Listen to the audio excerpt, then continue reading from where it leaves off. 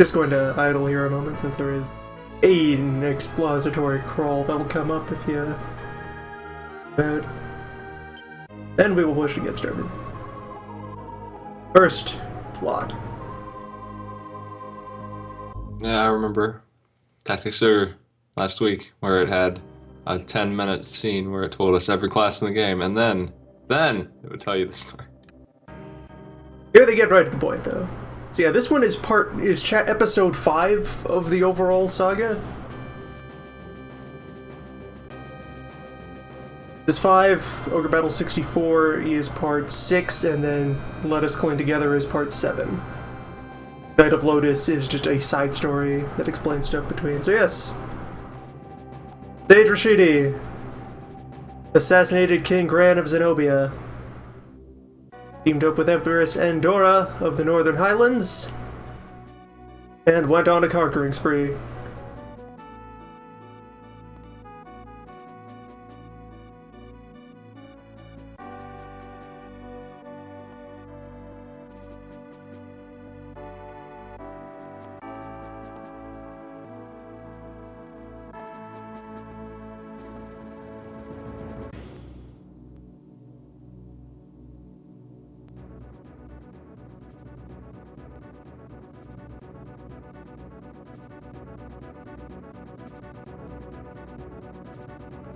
Presumably, the early episodes of the saga are supposed to be about the rise of that empire, probably. Now, this is 24 years later.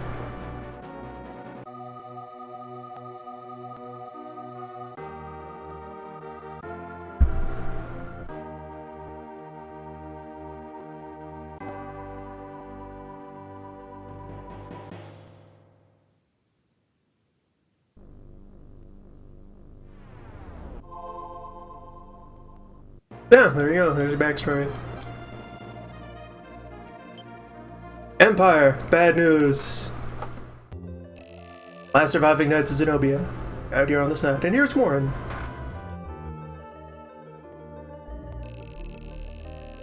March of the Black Queen. Is there a reason why Queen songs? Why the hell not? Is there a reason why fairy butt? Yeah, let's just go with that. That is the best cursor ever. I kind of want to put it on Windows.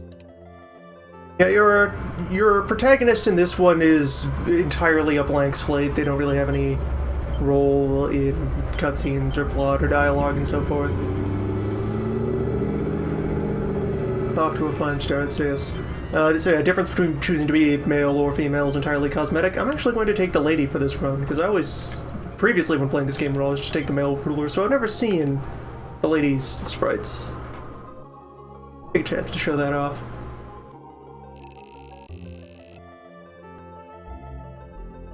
What is the greatest crime against your fellow man? So yes, the game starts off the franchise's tradition of personality quizzes with Warren judging your quality as a leader through a tarot reading. So you are asked a series of questions based on which cards he draws out of the deck, which I think the sequence of cards you get is seeded based on your name and gender. And then all of them have choices that will lead you towards the various possible startups. Let's say lying. Lying is the true ultimate crime. I'm not going to be playing this with any particular alignment in mind. I'm just going to kind of take what I get, play through, because there are a lot of different endings, and there's a lot of stuff you can unlock based on manipulating your alignment and your reputation and so forth.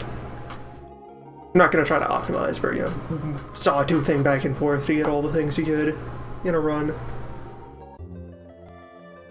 I had to create a magic potion. Let's know what would you do? Reality, wealth, or just poison him.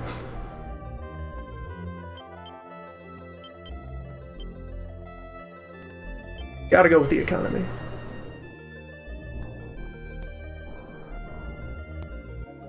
The different starts you can get are pretty tightly converged. It's basically what the exact composition of your starting army will be and which abilities your lord unit will have. I love Lord Mancer Warren and his card skills here. Using his wizardry to deal his giant novelty tarot cards.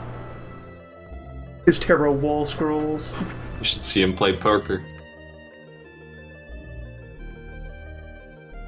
I got as far as his tutorial. That's as far as I've ever gone.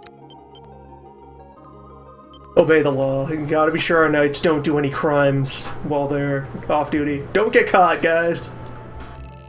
I am not posting bail for any of you.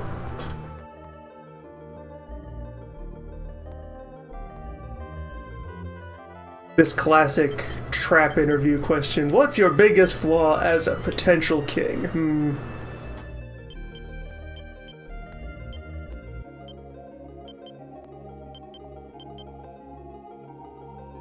Lack expansionism? Do you lack efficiency? Do you... averse to putting things into action?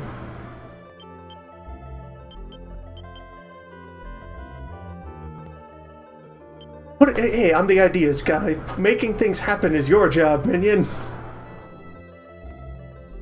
Leadership. What do you credit victory to?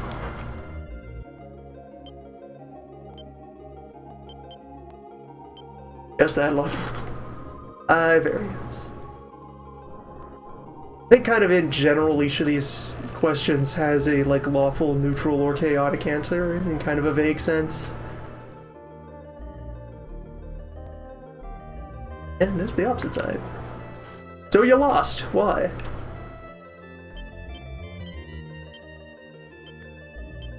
Well, it sure wasn't me. I'm just one guy. There's 50 of you. Why weren't you all fighting better? And for the final one, just pick a card from the deck. Which card you grab is actually fixed at this point, based on just how the rest of the RNG went throughout your interview. It's his best trick. And all of these cards are actually a mechanic in the game. You can use tarot cards to do things, and our initial supply is based on the cards that went into our fortune reading. So yeah, here we are on the map. We have a singular unit. Just initially, our Lord. Right, so we picked up the Thunderlord. Yeah, what your secondary ability is, and what your associate there in the back row is would vary based on how you did in the interview. This is one of the neutral results by our alignment, 45. That's close to the middle of the scale. Your front line is always just going to be 3 fighters. We got Zemeckis, Rat, and Rach. Our front lines, and Johann, the Beastman. What a heroic unit. Yeah, we'll be getting the rest of our starting army after going through the tutorial area. Right over here, Castle of Warren.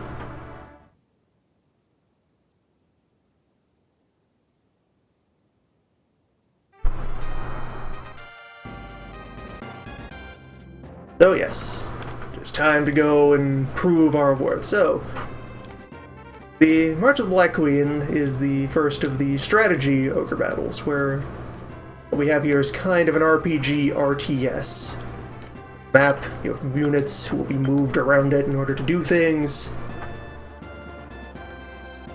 You have a sense of time that passes as you move around. Right now it's the middle of the high noon there, as you can see up on the little wheel in the corner. There above it, the number there is our supply of money, and that is our reputation gauge there. It is just kind of an overall measure of public opinion of us and our army. And over here along the map are cities. Capturing cities is the core of what you do while playing through a round of the ogre battle. Yes, our unit is moving along. There's different terrain types. Your unit will move at different speeds on different terrains depending on what people are in it. Our unit is mostly plains, but has a little bit of mountain movement from our Beastman, so you can see in planning to head out here, they're choosing to just plow across the mountain. It's a little slower, but not as slow as it could be.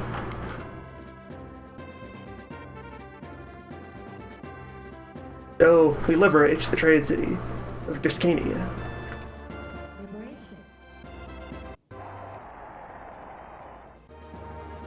Every time you liberate a thing, you get the opportunity to draw a new card. Every card will do an immediate thing, some good, some bad. Gets +1 strength from the strength card. And then you're allowed to shove it in your hand for later use.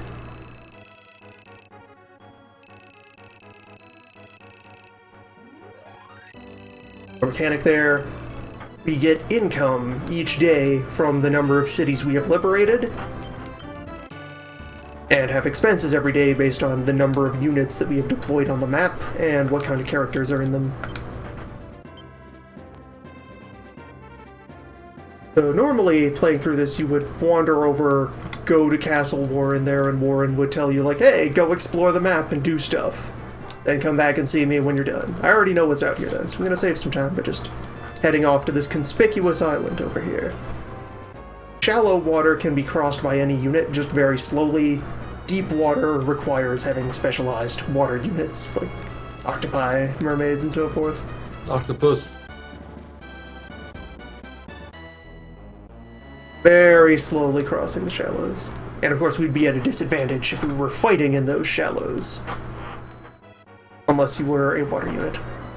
Old City of Zeltenia.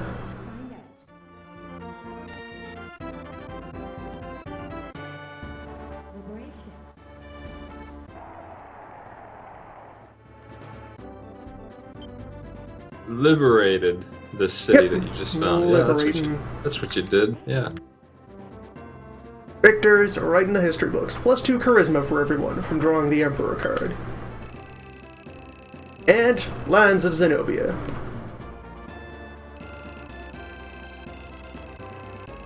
There he is.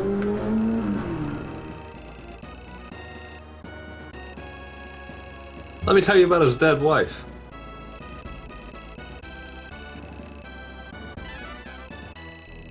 Alright, so now we have our second unit. So that building that we start off at, every map you have a headquarters you start out at. New units will get deployed from your HQ. If the enemy capture your HQ, you're doomed. Plus 2,000 Goth to deploy lands.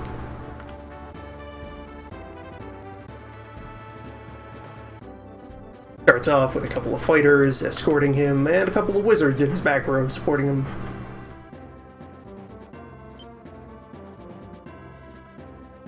I'm gonna send them off that way, because there are some hidden items on one of those islands. Go grab. Meanwhile, get our lord moving for this other object over here. This, which is not highlighted in any color but still looks like a city there, that's a temple.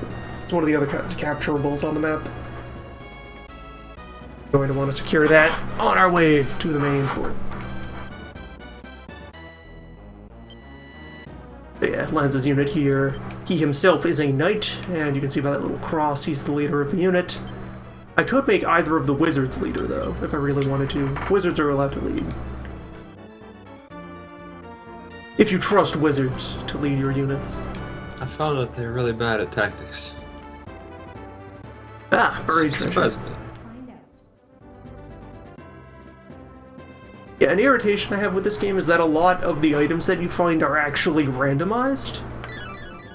Like, so here we found a silver helmet, but there's a lot of different things that could have been in that buried treasure spot. All over the place.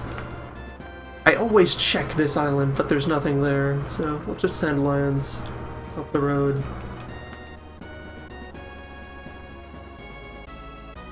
Yes, at the front.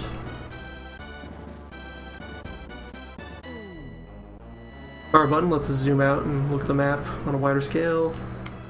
Now see the mystery unit that is the boss.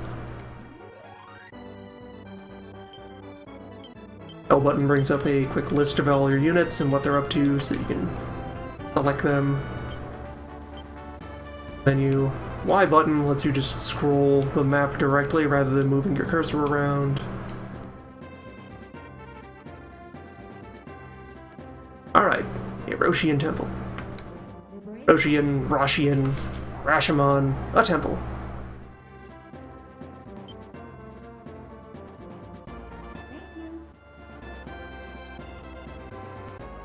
On agility for everyone. We've been getting only positive cards so far. Really, the stats that happen out of cards, not a huge amount by, like, raw number. cards aren't a big deal.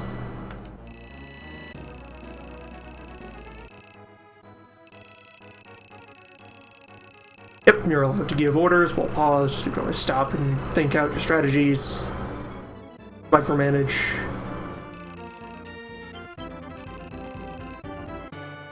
May the gods go with us. So the core function that temples have versus cities is that if one of your units has been KO'd, you can bring them to a temple to revive them. For a marginal fee. Let's go beat up Warren. Move our strength.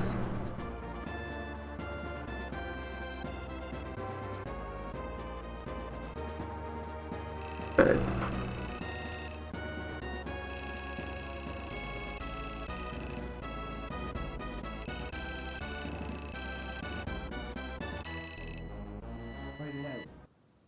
Fight it out.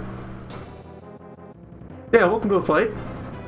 That message there in the corner is the fight begins by, I've just hit A to hop open the menu here. So in the strategic Ogre battles, you only have indirect control over your units. They each have a certain number of actions they will get in a round based on what they are and what position they're in the formation, and what tactic you set for them. On this one, we have 4 tactics we can go for. Best, they will always try to do whatever attack would let them do the most damage. Strong, they always try to aim for the enemy with the most health. Leader, always aim for the enemy leader. And weak, always aim for the enemy unit with the least health. Each of these have their own pros and cons depending on what you want a unit to do. There's only one enemy target here though, so it doesn't matter what tactic I give them. You can also, in your interrupt window, go and play a tarot card if you want. Shouldn't really be necessary here. I can go over what some of those do in a bit. Yep, Warren is a wizard. He will throw spells at us.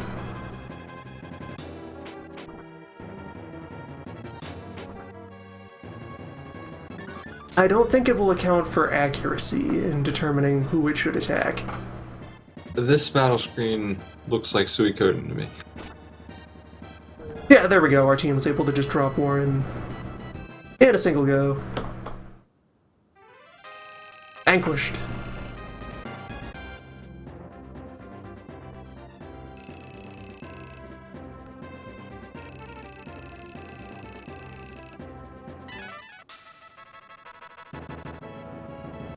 Balzac is liberated. Fireworks for everyone.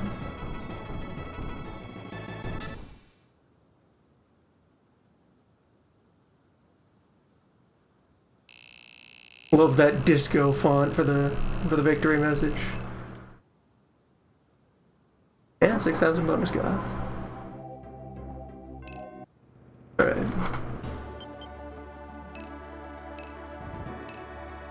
Try to be very certain that I've saved. Sometimes menu is a little bit finicky in this. So now, we actually have our starting army. The rest of it. So you get a spread of 9 units initially, you can have up to 12 organized, and you have a small supply of extra generic dudes to pad out groups with, so let's take a look around at what we have. Got our leader, with our front line of fighters, our beastman in the back, who is okay as a support unit there. I would probably rip him out though and give him his own unit, let him lead something. Possibly octopi, possibly griffins. Replace him with somebody else. Hans is over here with his fighters, Wells and Stone, Tennyson the Wizard, and Linus the Wizard. Be there in their stats, what they do in the front row and what they would do in the back row. That varies by class. Down here's Warren and his faithful dogs. Hirokina, Enya. Got this really weird unit of Andy the Beastman, Hellhound, and Sophia and Aquarius, the Amazons in the back row. This Hellhounds look like 2-headed cats. Over here, we got another kind of weird one. Berkeley the Dull Mage, who has put a wizard in the front row for some strange reason, and a golem. Ashiala. Leia? There's a lot of weird names in this list. Here, a Beastman, a Giant, an Hellhound. That unit's adequate. Here's another weird one. This unit is built for survival. We've got it led by a witch who can stun people, 2 clerics escorting that witch, and then a golem sitting up front. Strange. This is a unit that will survive, but it will, like, never officially win a fight. But wait, what was that? Genera, the golem. Over here, this is much closer to a standard vanilla unit I would build.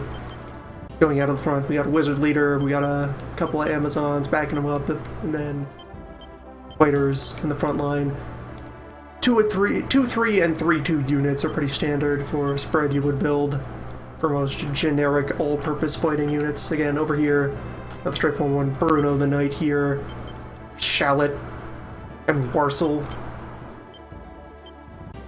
Yoko and Kristen. But we're gonna do some reorganizing. Take our Beastman out. Johan, you're gone. You're getting some new responsibilities, Johan. Let's replace you with one of my spare Amazons. Lips. Congratulations, Lips. Welcome to the front line.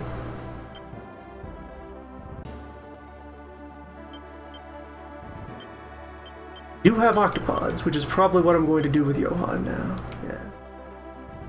Form a new unit by going over here to your pool of extra people and saying add. So yes, Johan the Beastmaster in the back. Octopus, pretty good. Gets 4 attacks per encounter when in the front row. Bat and ocean movement. We have a very deadly sea unit. Whole world of possibilities. I'm gonna strip the clerics out of this one too. This needs some serious reworking. Gotta rearrange you guys. Why did you put a wizard in the front? That's just strange.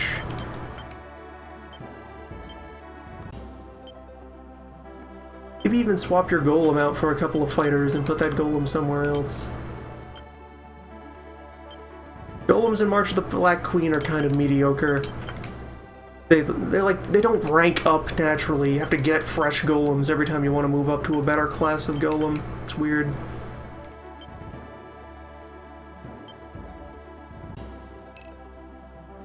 Still got editing to do. Orin and the Hounds will do well enough. So every unit has 5 points of capacity, and a beast will take up 2 of those points. The rest of these are adequate. I can just adjust the formations on them for now. They're actually covering themselves.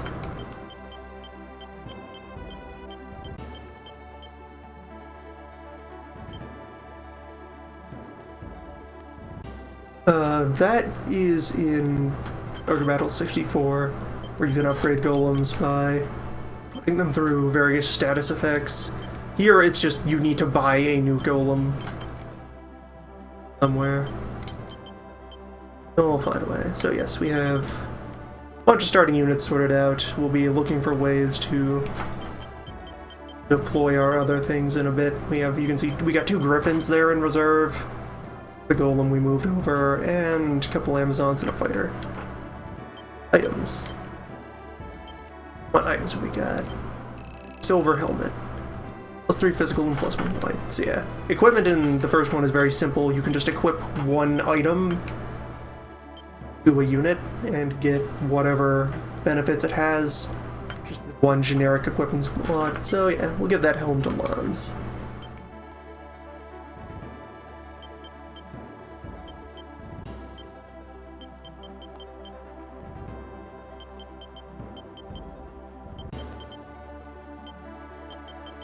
We should be done in here for a bit.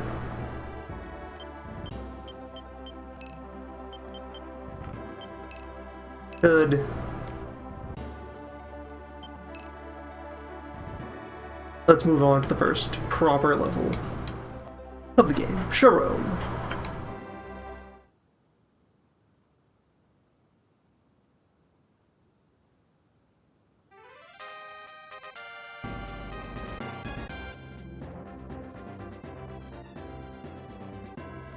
Alright, so here we are. Enemy has a fort way the hell over there that we want to take down. Cities between us and them. Bunch of conspicuous dead ends in the roads. Bunch of little islands that need to be looked at. So let's do some deploying. Johan! Your Octo Commandos have a very important mission I want you to get to see as soon as possible. You could not set waypoints for movement in this one, that's something they improved in 64. Here it's straightforward, put man on the road, and send them to business. One destination at a time.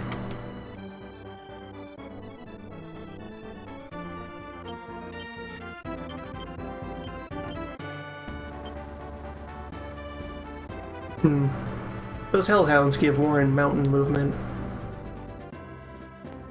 I might put him to work exploring some of the wilderness then. There's always a lot of wilderness to go fishing through. Usually at least a couple of hidden things lurking around. Andy. Andy has more mountain movement. Berkeley, I'll let you work in the north.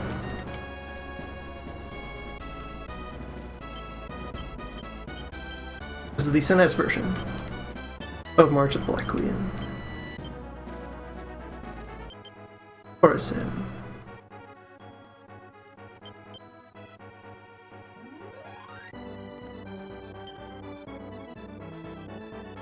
Simmons way north.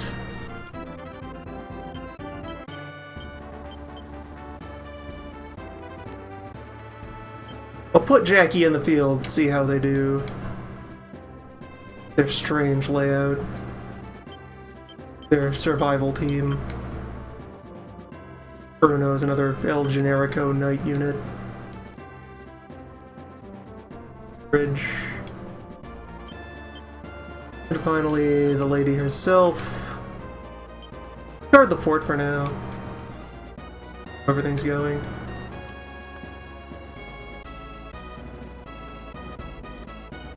Alright. So we get our initial spread. Yeah, look at that water movement. Liberation.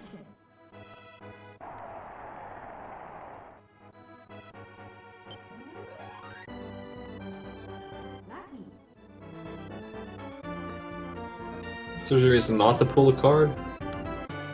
If you're boring. Is it waste time or something? Is there a penalty? Some of the cards are bad.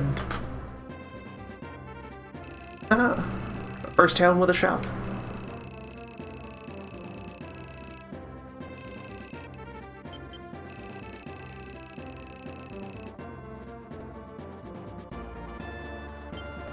So this town has a shop. You look at the stats here. Size. Those middle two have to do with the reputation gauge of the and its effect it will have on the city. So like alignment and morale, and then of course how much revenue it's worth for holding on to. So, having put a unit here, you can always recruit new people out of cities. What you can recruit depends on what the leader of the unit is. So for example, our Dull Mage there can recruit golems. Just any city you put him into, he can recruit golems. Let's grab some items.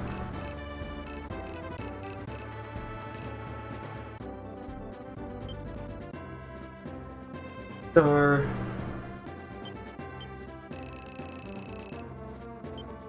health, 100 health. The dinner bell to recall a unit back to the base. 5.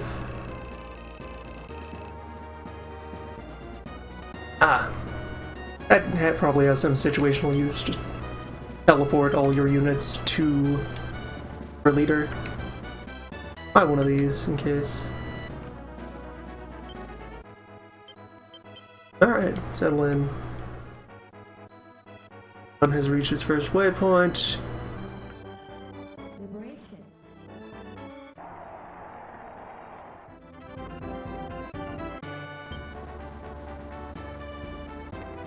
Thank you. Cool, +1 luck.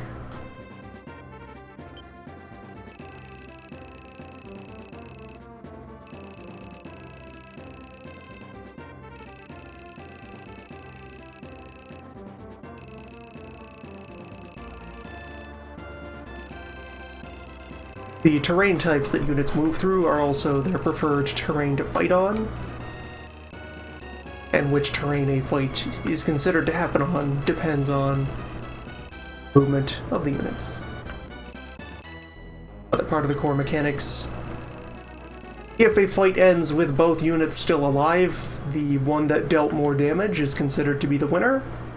The loser is pushed back from the point where the fight occurred.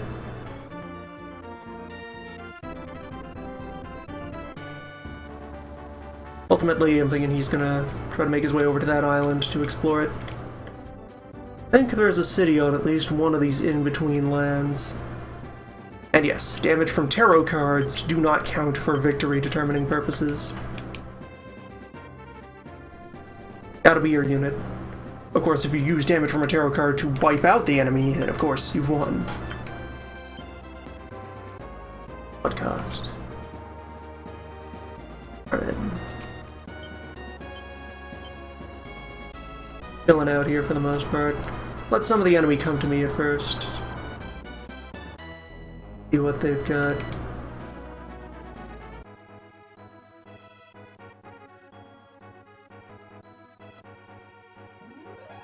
Healing does not count against the enemy's score for purposes of damage. Damage they dealt still counts, even if they didn't make it stick. That's why the Golem and Clerics unit over there is such a weird one. It will probably never technically win a fight, but it will be able to keep pressure on an area for quite a long time.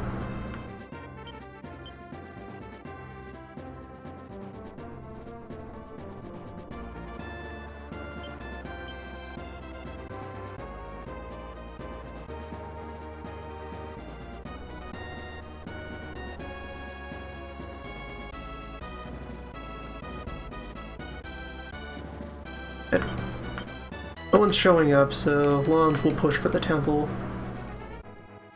Having access— oh hey, finally! The bad guy. See what we got over there. Find out. Octopi have found a hidden temple. Good stuff. Now we've spotted several enemy units, they're finally here. They have terrible formations. Look at this, knight and a fighter in the back. That's like a little, almost what Warren's doing. The way they have those set up, I'm not even sure if their front rows are properly blocking for their backliners. Liberation. Whatever, liberate a temple.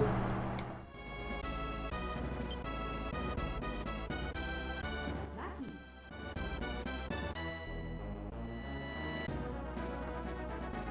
Good reputation from the Lover's Card.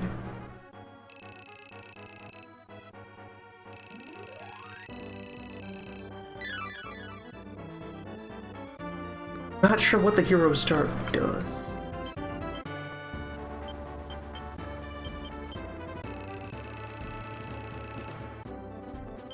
I think it's like a plot flag thing. There's someone we can brandish it at to convince to do something. No, really, I'm a hero, look. I've got my badge and everything. Write it out. Finally, combat.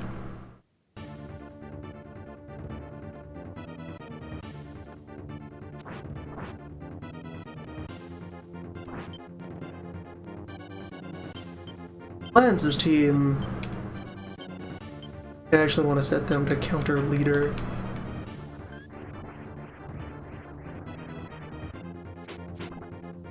The wizards know a variety of spells. They will always choose, they and any other spell casting unit will always choose whichever flavor of spell will best damage the target they're aiming for.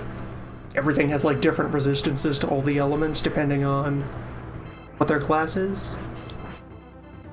Our wizards, since they've been told to target the leader, are using Nightmare, a dark element attack.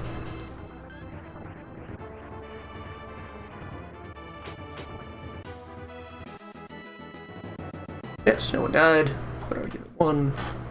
All well and good.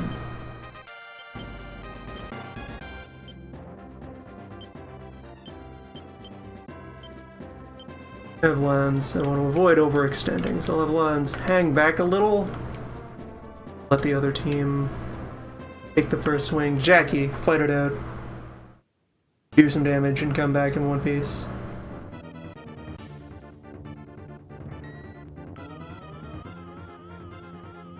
Unit really weird. It's mostly utility.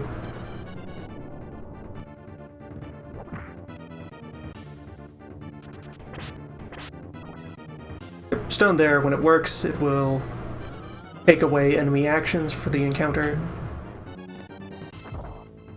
Pretty good, not as powerful as it is in the tactics game, since you are giving up more of your own actions in order to use it, which is still an okay class.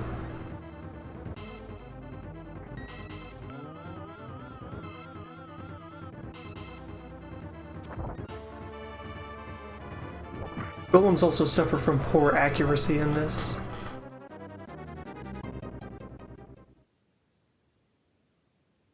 Alright, Lons. Wreck him. To win this Wizard's Day, Lons. Cut him in half.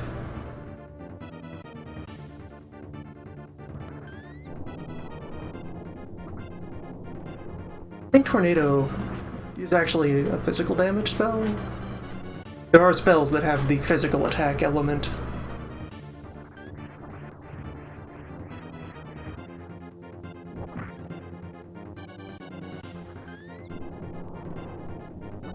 It definitely wants to back off a bit after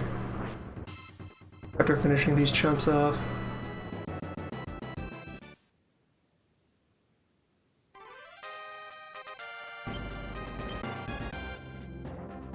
Jackie.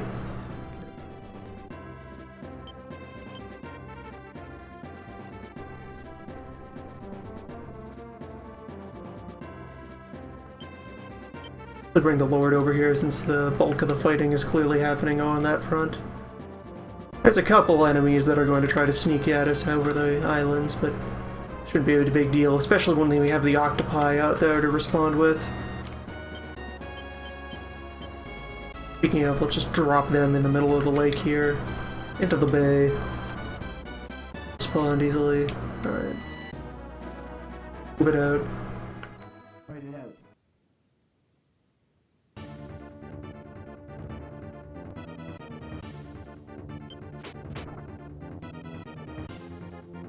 Look at my cards and see if there's something particularly... No, I can't read card descriptions while standing here. I'd have to guess as to what any of these would do. Guess or possibly remember.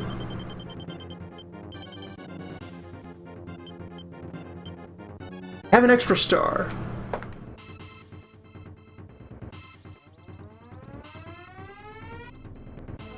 Agility boost for the team.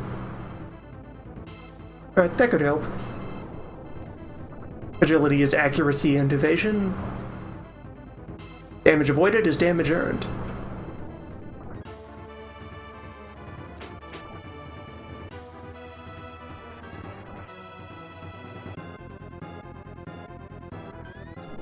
Okay, yeah, Star made us untouchable. Perfect.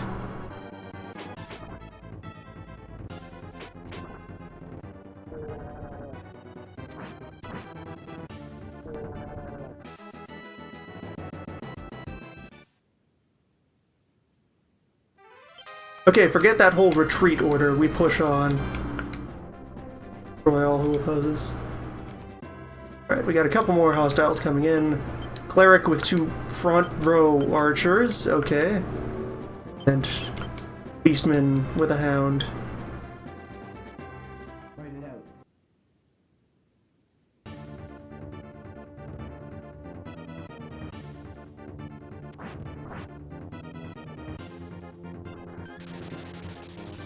Yeah, this should be a completely harmless fight. Each of those archers will only get to shoot once. Yeah, harmless. The cleric will probably prevent them from having much damage stick, but they will get defeated.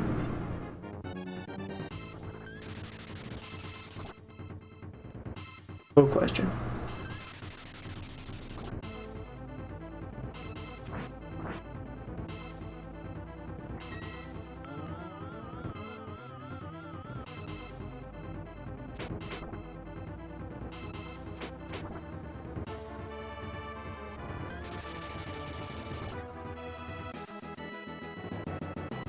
Alright, good fight. Good fight. Clerics have a very interesting role in the setup of the strategic ogre battles because of that whole damage for victory thing.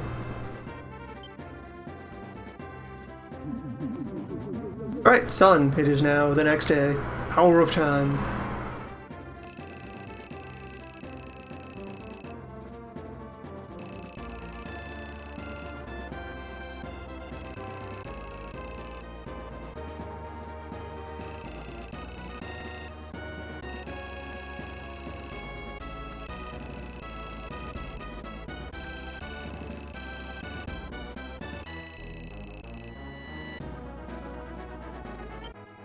Alright. I'm gonna stop and take a moment to look at what my cards actually do. Vision, deal fire damage. Priestess, that's a healer. Empress, a better healer.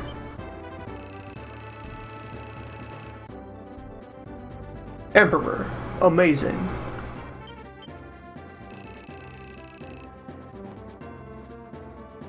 Lovers, also potentially amazing.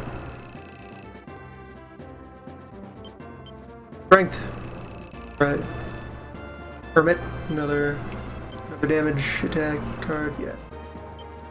Star, we already saw. Boost, Sun. All evil characters on the field, indiscriminately. And Fool. Makes your opponent's soldiers flee. Right, so now that the unit is positioned upon the temple, they will regenerate some health over time. They haven't had much of a chance to recover since they just got there, but temples and cities are your natural strong points to try to defend when you're moving across the map.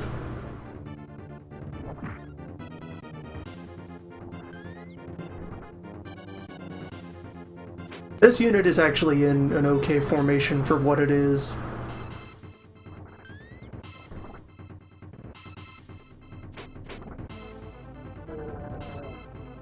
Weird that it's not filled completely, but you take for granted that there's going to be the one beastman and the one wolf. Beastman should probably be more directly behind the wolf so that it can properly screen for it. It lands a little bit back so that Jackie takes the first attack. Oh hey, we found a wizard city.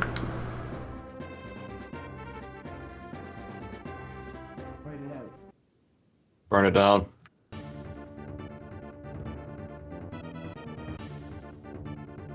Alright, let the punching begin. Oh, it's this group again. Yep, still alive, still fighting. It's weird that they don't heal off in the distance where it's safe. Got no real passive in between battle healing in this one unless you find a city. 64, they gave units the ability. Okay, now you're doomed. I just took away all your actions. Golem's gonna give it to you. But yes, they gave units the ability to stop and camp to recover health in the field, just with the natural weakness that if they got attacked while camping, everyone would start the fight asleep.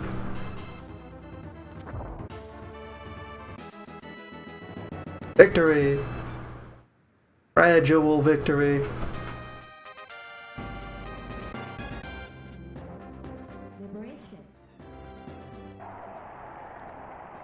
Yeah, there's no concept of MP in this one. Everyone is just on the action economy.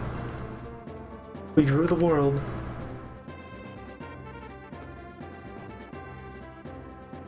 Okay, for the rest of this map, every tarot card we pull will affect everyone, instead of just us, or whoever drew the card.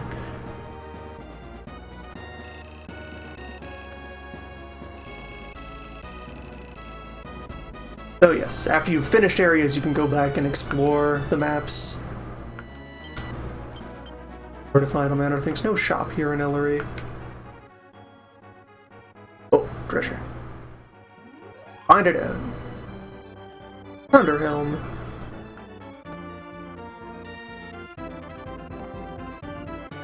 Johan has reached the center of the ocean.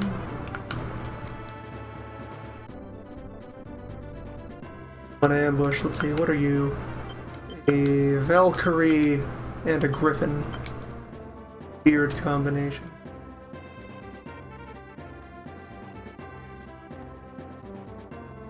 Warren's still tooling around in the mountain. Warren has finally reached the mountains.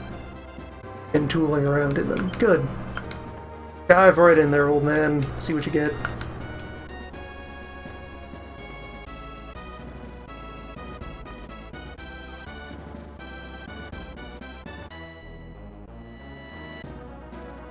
Fight it out.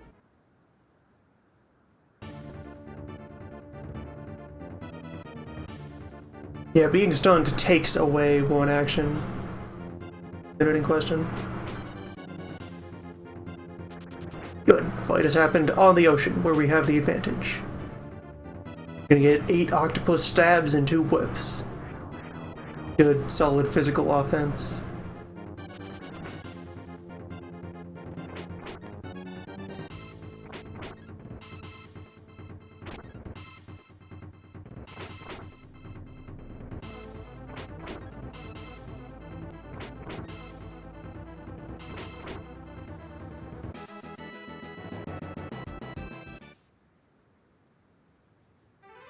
I wonder. Alright, I don't have a way to check what this unit's current move type is, but it's quite possible that having that Griffin there is enough to give them sky movement rather than land. That's a very desirable thing to go after. It helps a lot. You can get a unit airborne. And there are several flying units that are just good enough that they can give a lot of speed boost to other less swift characters. The home front seems pretty secure at this point, and we have more reserve units we could deploy if anything tried to sneak up on the base. Fight it out.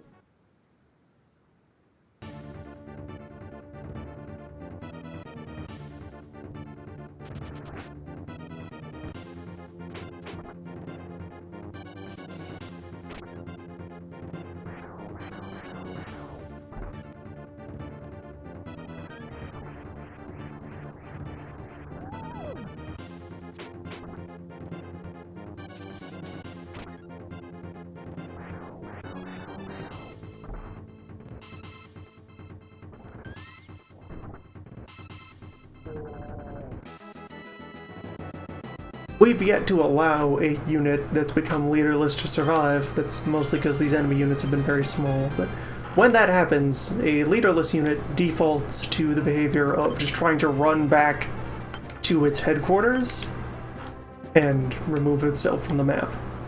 Having arrived there, you would then... the AI will, of course, replace all of its soldiers and send the unit back out, and you could do the same with a unit of your own. Lance is recovered. Have him move up to the bridge.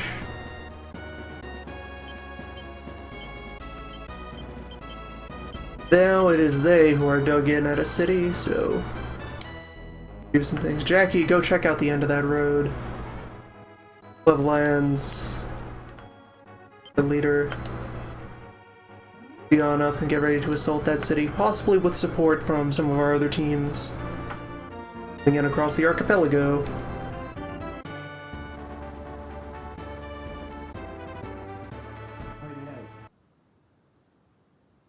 Fight it out, Johan. Octo Witch. Another adequate combination. Back row octopus, though. That's wasting a lot of potential.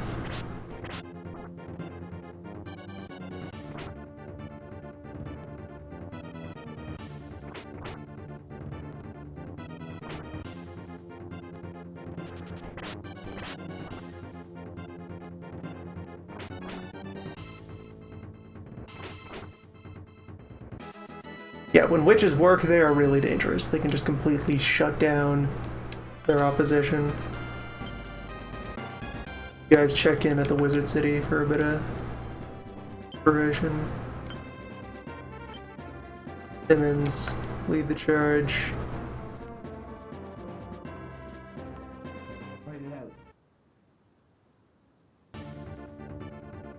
Good, now we fight in the water where no one has advantage.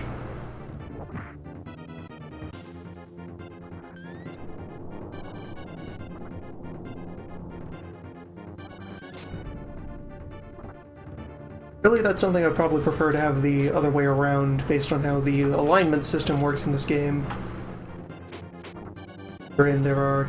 So, alignment will shift around whenever one of your units kills another unit, based on two main factors. One, what was the class of the enemy unit? Killing evil dudes causes you to drift towards lawful, killing lawful dudes causes you to drift towards chaotic. And the other factor is, were they higher or lower level than you? Being the underdog causes you to drift toward lawful. Stomping on, you know, helpless baby seals makes you drift towards chaotic.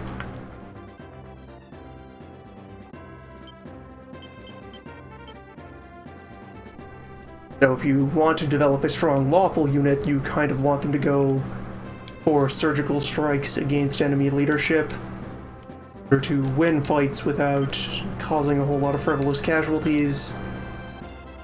You have a chaotic unit that you're raising, you want that to be the one that goes and chases down and finishes off the enemy. It can pick off a lot of helpless, weak individuals. Fight it out. Fight it out, Simmons. Finish the job.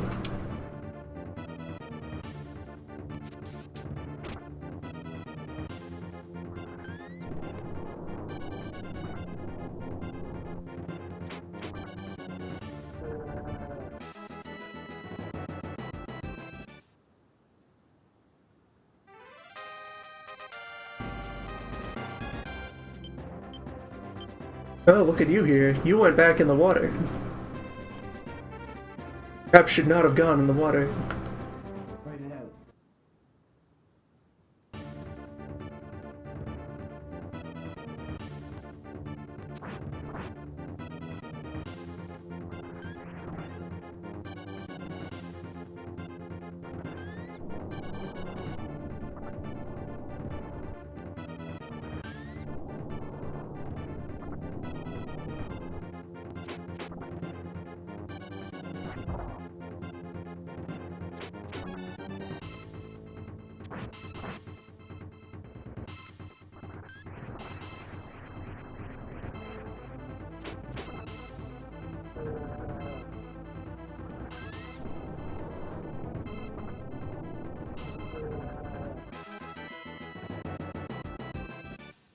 Alright, some good leveling up.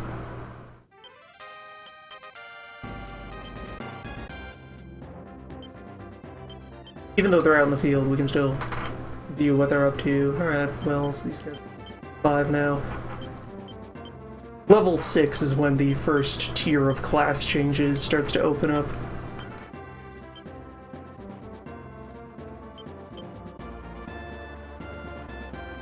The city is vulnerable, so should probably have Lance just dive forward and capture that.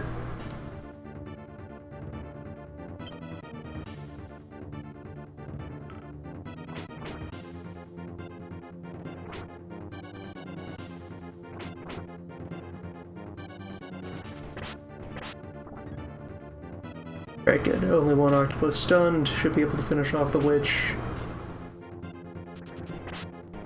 Plus... Alright, no, we're good.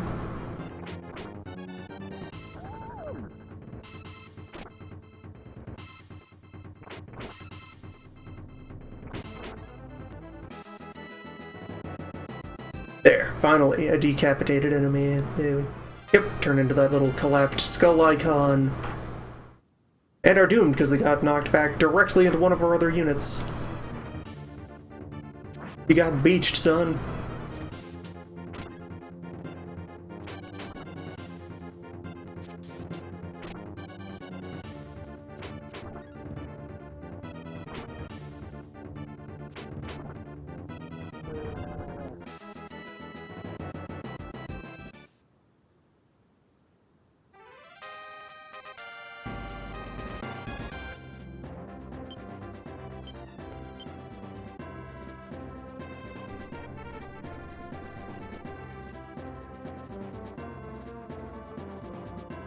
Forward.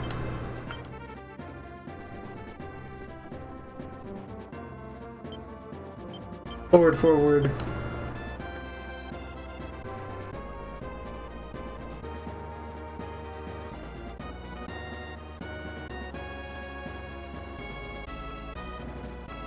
Self-ruled, you say? Not for long.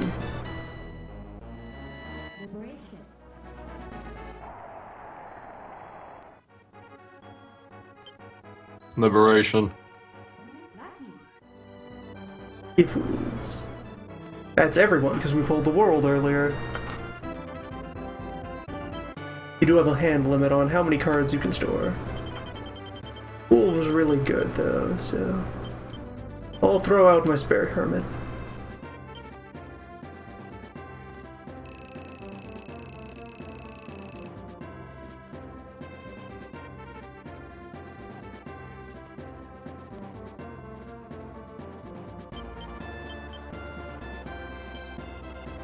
Your leader is humble, relatable, of the people.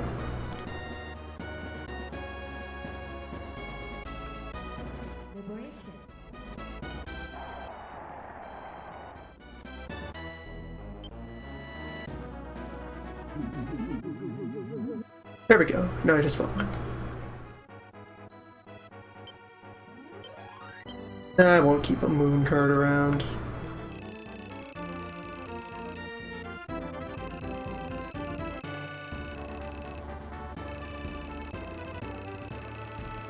The strength stat is combination physical attack and physical defense.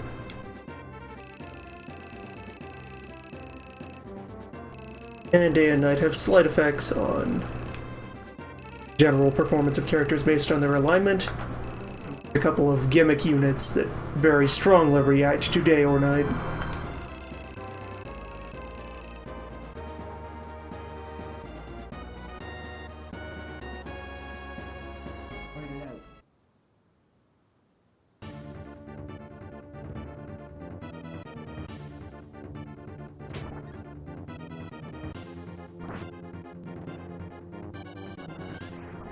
This weirdo again.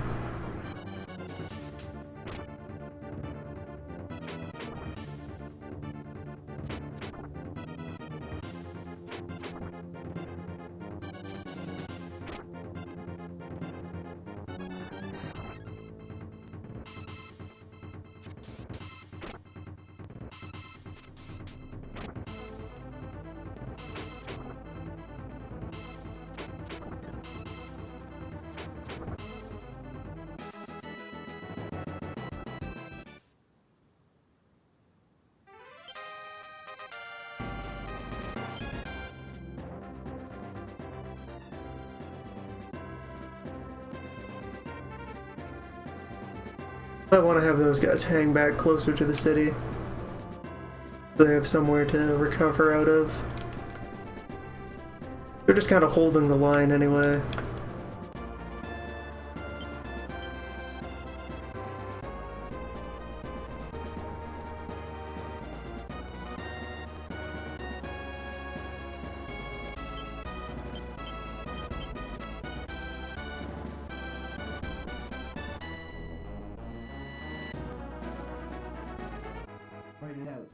Finally, a chance to murder priests. Yep, you guys are doomed.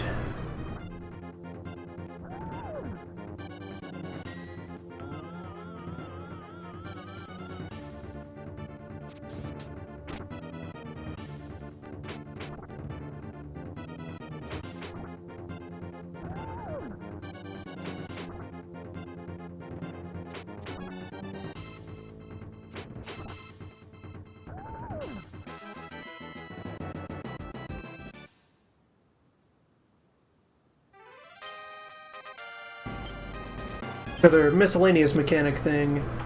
Any enemy unit killed by tarot card damage will give experience to your ruler.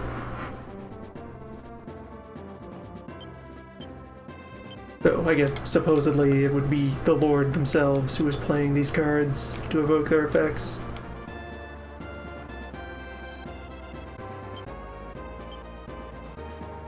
Yeah, let's attempt some flanking, since all those scrubs are going to be heading for the city. Bruno, try to sneak up behind them.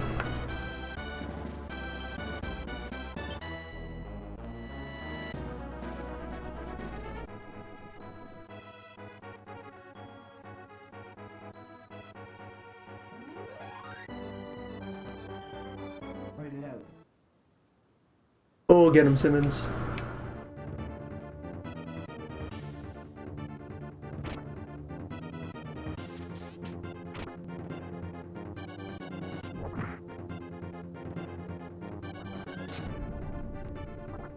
Ranged units like the wizards and the Amazons can target any enemy in their formation.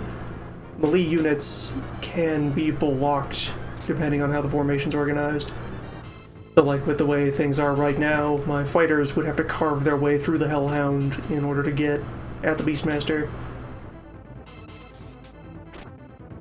Wizard and the Amazon could directly fire at the Beastmaster if the tactics told them to do so. Unit is not set to that right now, though.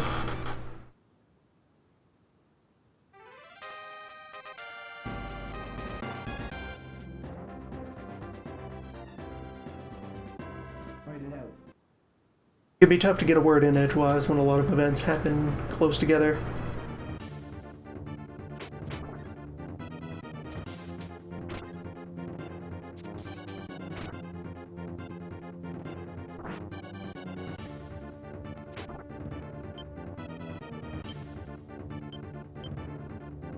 Let's throw a priestess down. Would rather these guys not get completely ruined. Hold that line.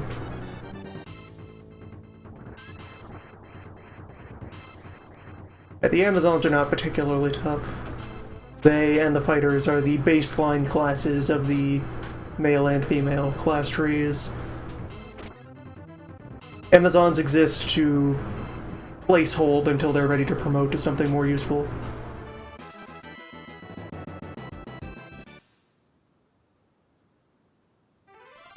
In March of the Black Queen, there was a larger variety of classes for men, but the classes women get at are just as, and sometimes more important than the male classes.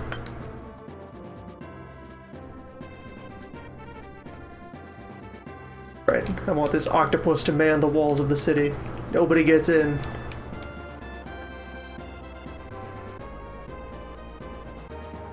Heavlands and our lord continue to close the net. Our mysterious enemy leader. Wizards and we don't know. Something. Something level 5, maybe? That 5 could mean anything. Here in Jindark.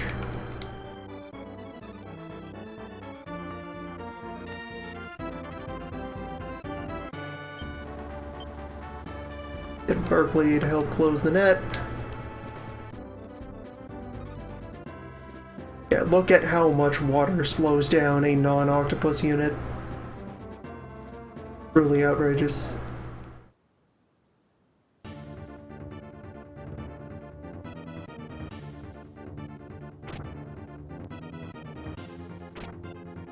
We could lose that octopus here.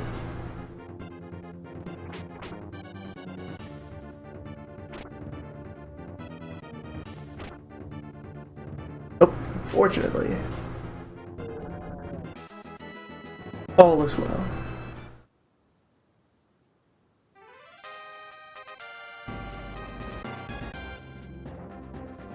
The difference in speed between water and land there. Bruno barely managed to cross that channel in the time it took for Mage to get most of the way to their destination.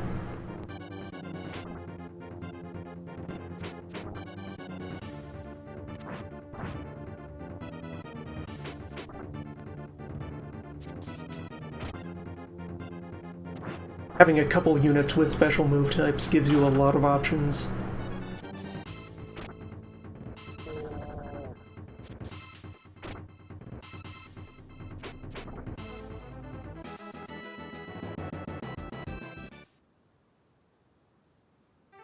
Well, that fighter's having a wonderful day. Berkeley, get him!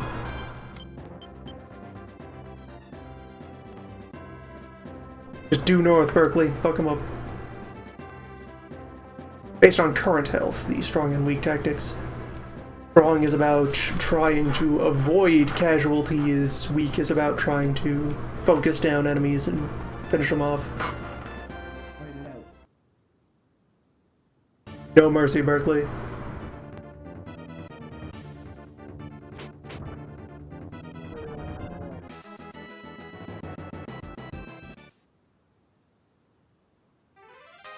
That, I think we finished off all the enemy field units. Matter of doing a little bit of extra exploring, then closing in on the boss. You start to loiter for too long on your first run of a map, the locals will start to get irritated and your reputation will drift down. Yeah, you're just sitting around taxing them instead of trying to solve their problems. You have a couple of days of par time before you have to put up or shut up.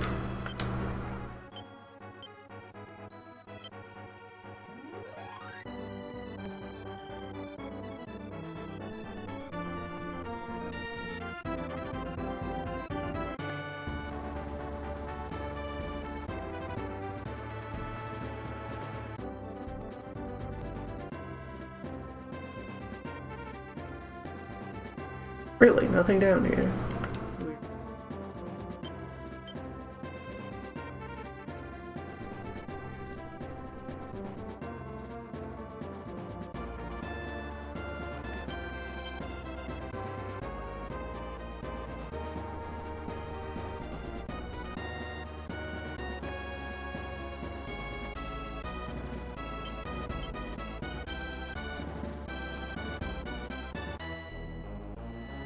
Bring our octopus in along the river.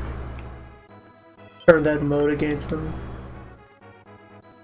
Out here, this dead end.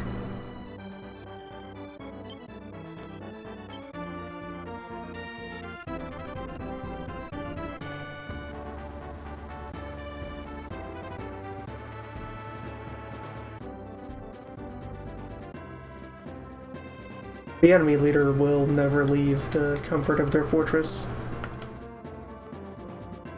Once you've got it surrounded, you can just kind of besiege at your leisure.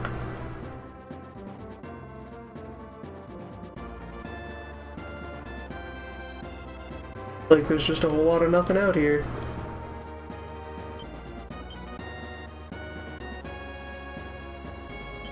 Yeah, push the fort.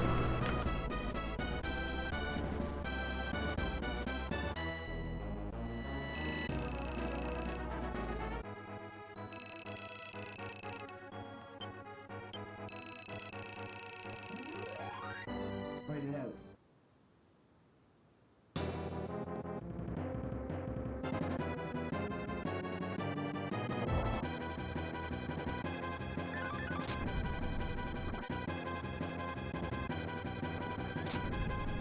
Star's actually put his units in a fairly reasonable formation. Real flaw in his setup is that he could have more bodies.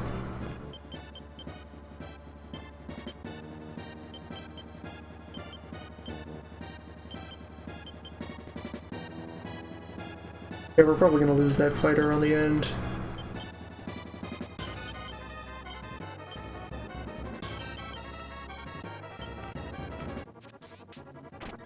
Oh, such is life.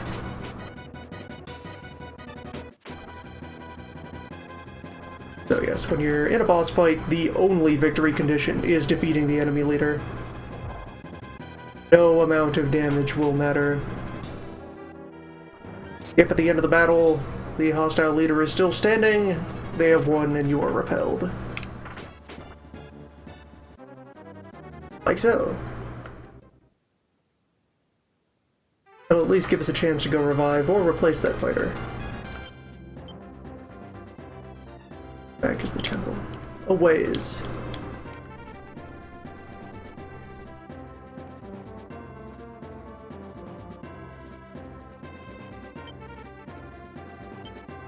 might end up clearing this before reviving, in which case, no big deal. Fight it out.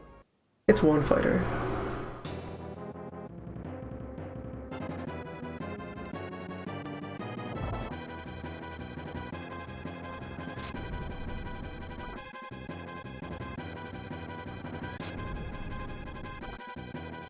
Yeah, this team should have it under control.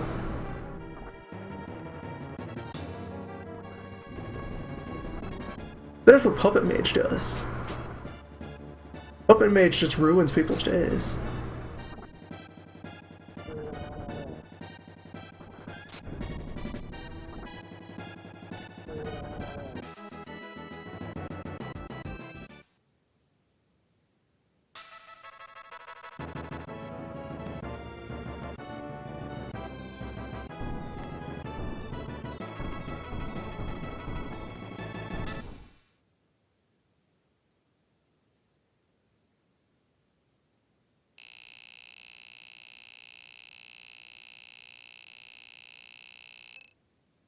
$33,000 bonus guy.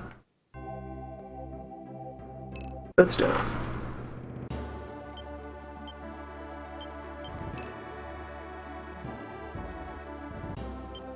Hey, our fighters got revived.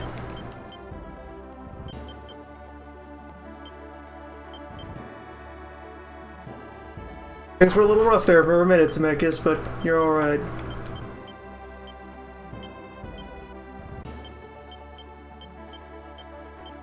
All Lanza's people showed off much better leveled than most of the rest of this army. Lanza has his act together.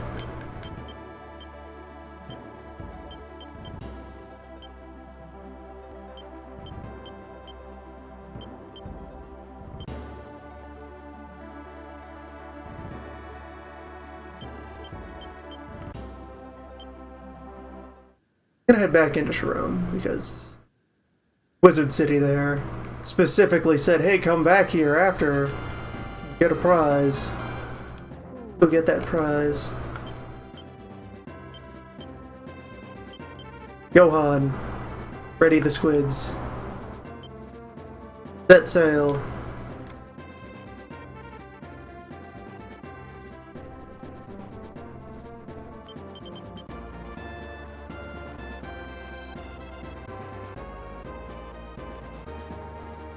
When you return to a map, everything is peaceful, friendly, and normal. If you want, you can have your units wander around the wilderness looking for creatures to recruit.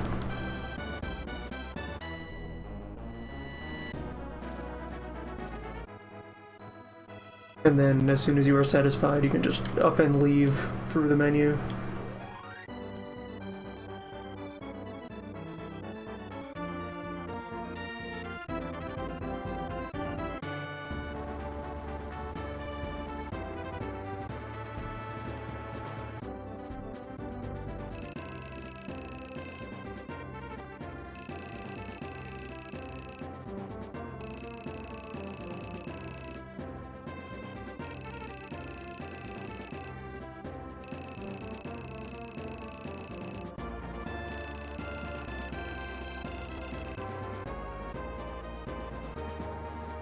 Alright, that's it? That's all you got for me?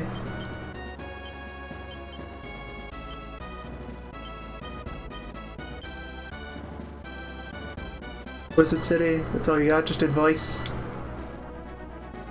Have to bring, say, the leader there. Worth a shot.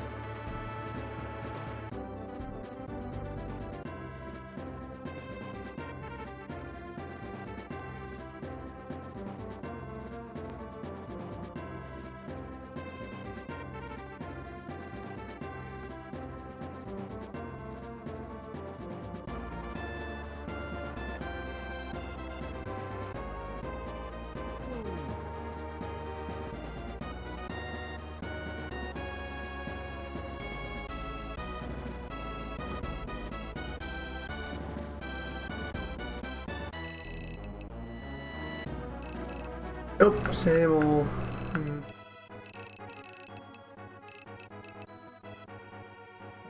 Plus it was somewhere else that offered fabulous prices.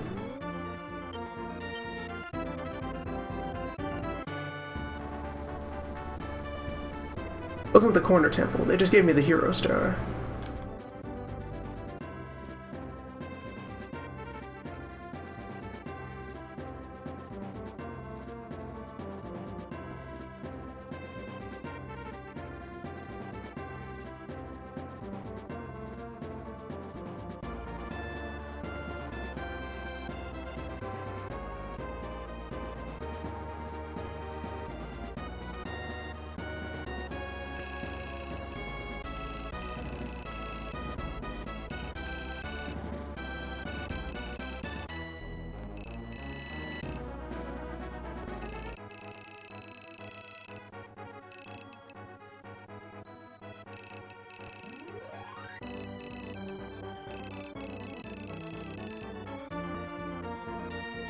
Yep, rules about recruiting.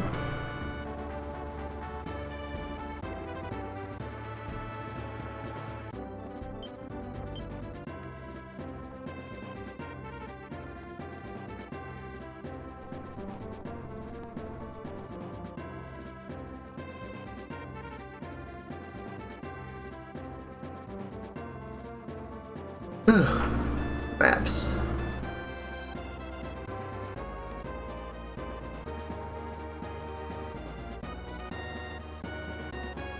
Yeah, another flaw I will freely point to is that the side questing around in completed maps is a chore. The great magician, Batista.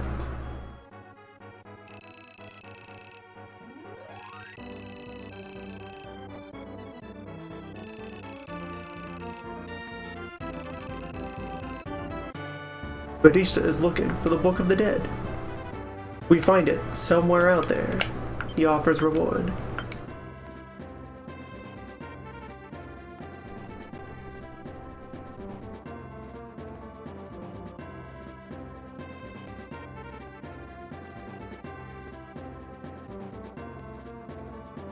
Keep an eye out for Books of the Dead.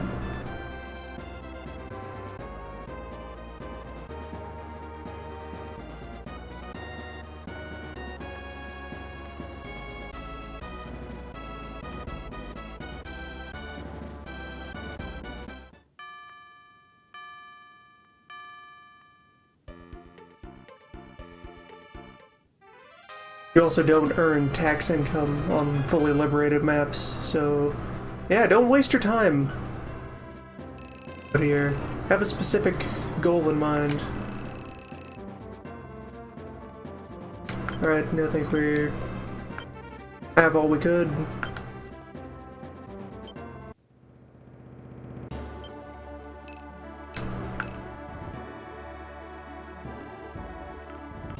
Forward.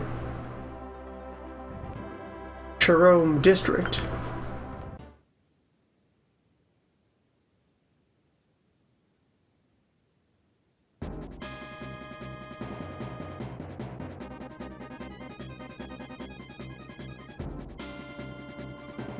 Alright, take a look around. 2 roads south, Temple and City, City, and further City. Straightforward split between them. Hey! Suspicious looking end of a road. There. Got kind of 2 main paths in the south to fight our way along. And to the west, island hop, 2 islands. A city and a swamp. Alright, so we need to build like a team wet and a team dry. Johan, awaken.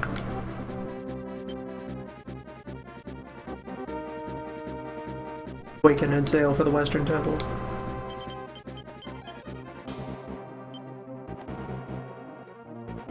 Bust out lawns.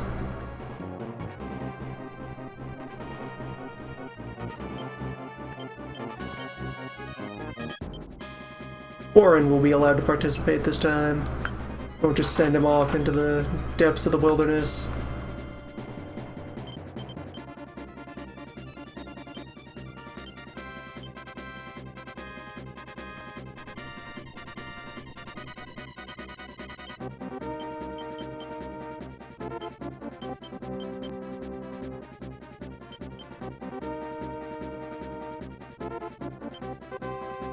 Berkeley West.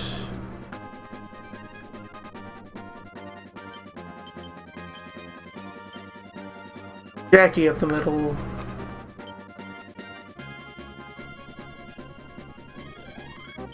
Right, yeah, that's what we'll go for now. 2 units on each front. And the potential to deploy reserves if anything sneaks up on the capital.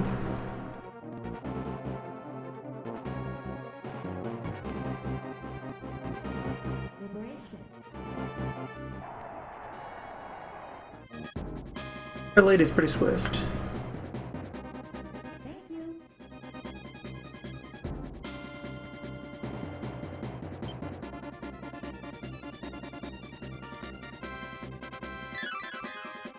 Or gear.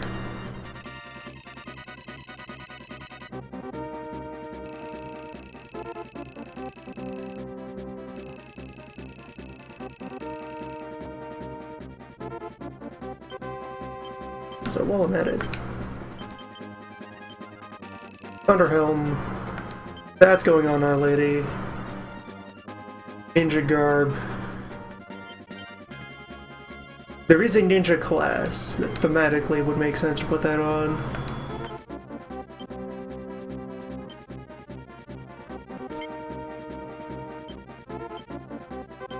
For now, I'll just let it sit in the inventory. Oh, and more liberating. I also want to go check on what some of our other cards do. Didn't read up on what the world is. Ah, death.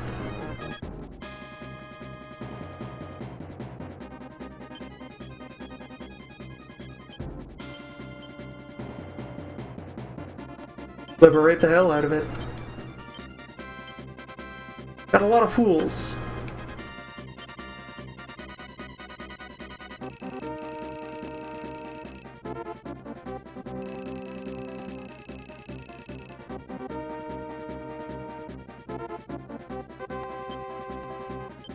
Gilbert. Gilbert is a cruel man. World, what do you do in combat? Magic resistance. And kill the weak.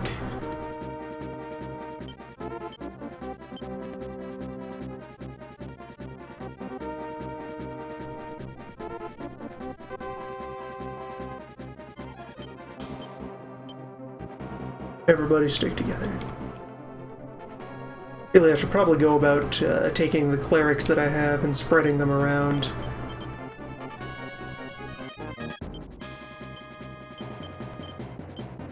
And participate in more units.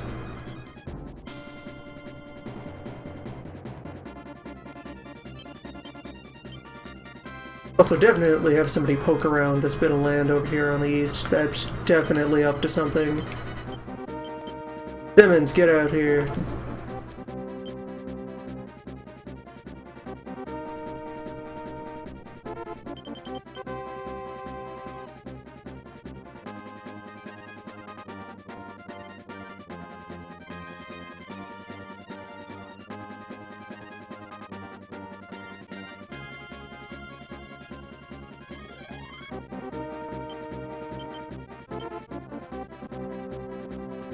Push on towards the city then. Finally, the enemy. And that fellow there is a wild man. That's what will be called Berserker in most other Ogre battles. He's just the chaotic equivalent of a knight. Ah, there's some ninjas. Dine and Samson. The ninjas. Old city of Sagebard, liberated.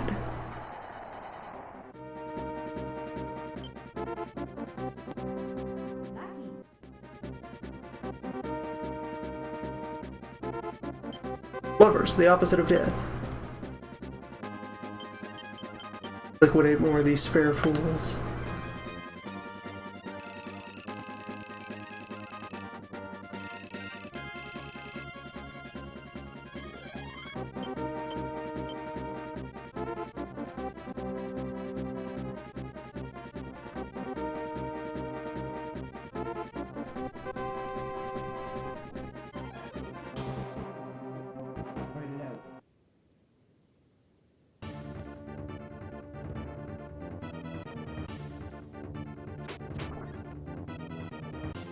Our opponent's leader being front and center gives Lens a good opportunity to just decapitate this unit and have it run off and be dealt with later.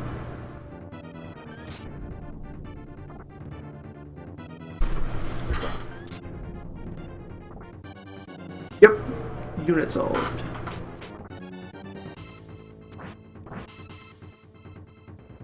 Supposing those fighters even survive. Guess they might.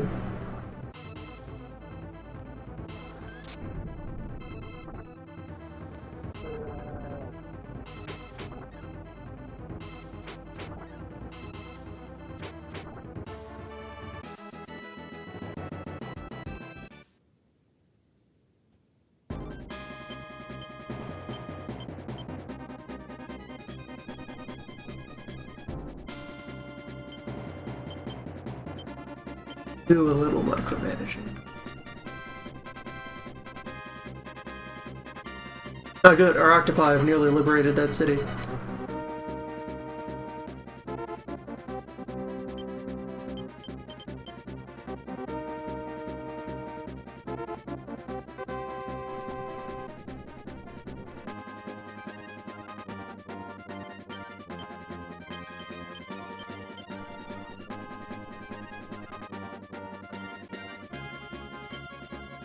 Alright, Warren, when I told you you would not be sent off into the middle of nowhere, maybe spoke too soon. What do you get for having mountain movement? Fight it out.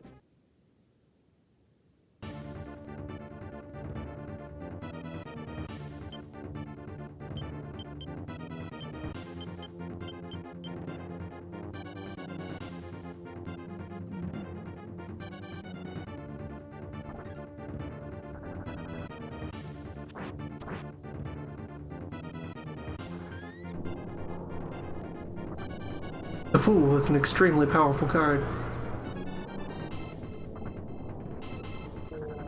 That poor wizard. His bird lions abandoned him at the worst possible time. Only he had a whip. Ah, fresh Fool.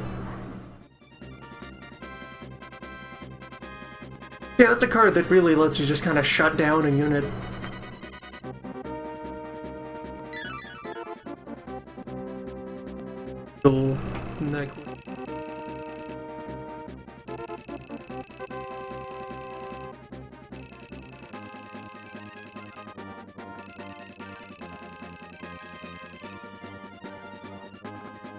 Just this temple being like, you know, we can raise the dead, but maybe it's more cost effective to just find fresh bodies. There's plenty of fish in the sea. Life is precious, it's also abundant. Life all over the damn place.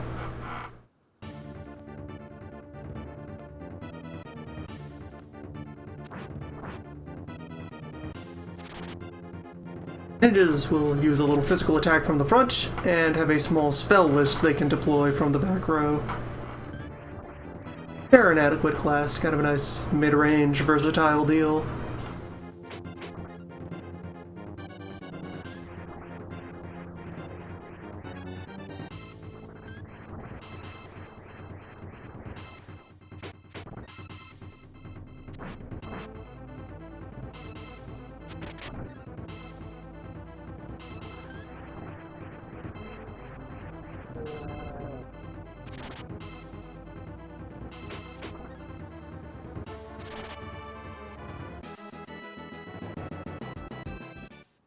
Yeah, fights in the Formation 6 system become much more dynamic in Person of Lordly Caliber, where they bring in the concept of facings.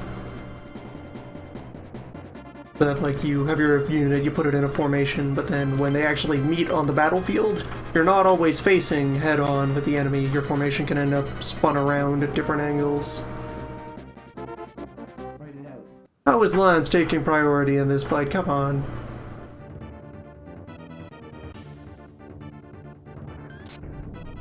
Puppet Man and his giant.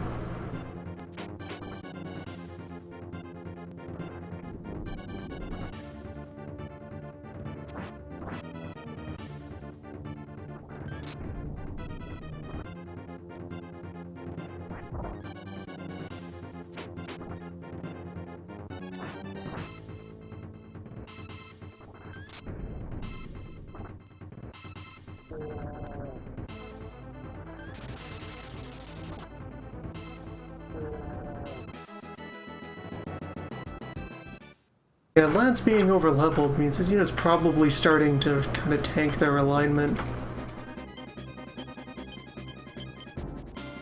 Put a unit list. How you guys doing? 68, 50, 49, 47.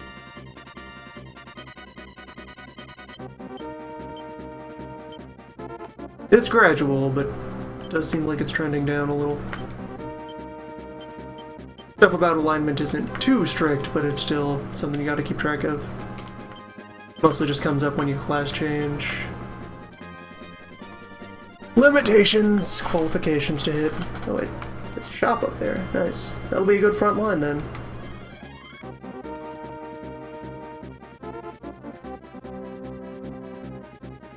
Liberation.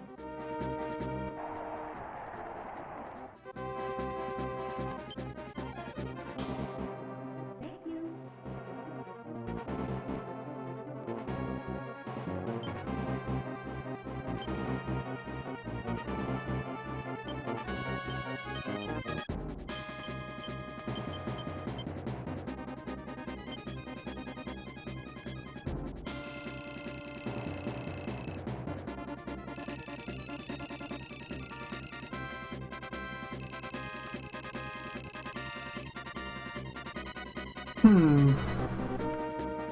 Man named Canopus.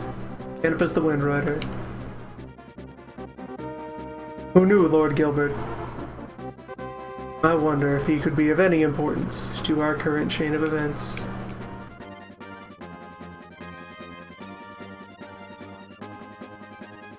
Write it out.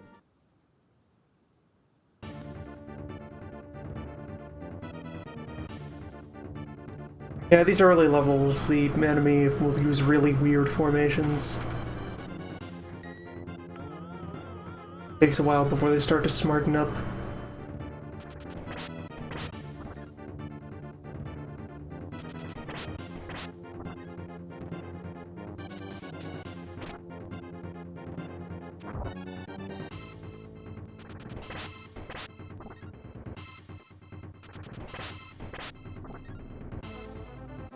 Welcome to the fight where nothing happened. Decided by a single point of damage. Write it out.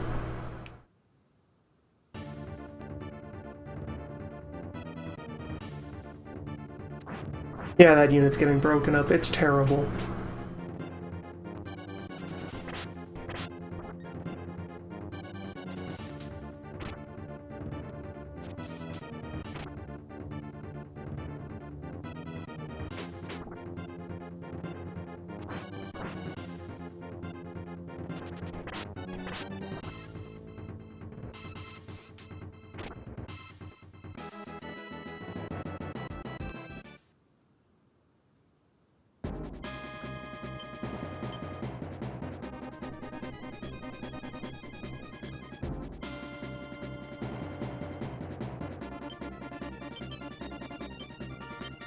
Go get revenge, Jackie. Prove that you are Alpha Wedge.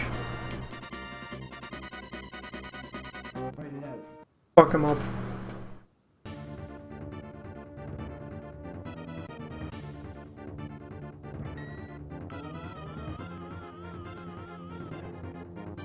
A witch and a cleric would be an okay combination. Witch and two clerics, that's excessive.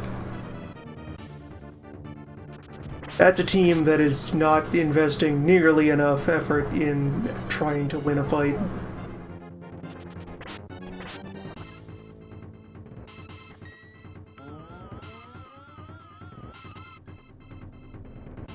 Golem punch. There you go. Golem and Witch is actually a pretty good combination since the stun helps make up for the Golem's poor accuracy.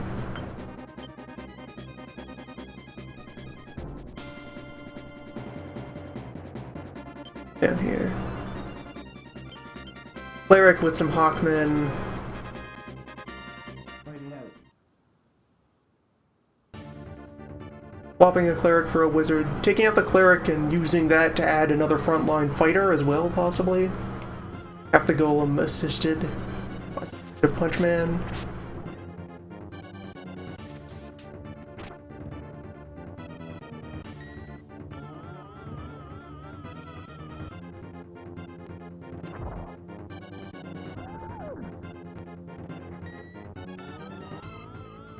There we go, victory.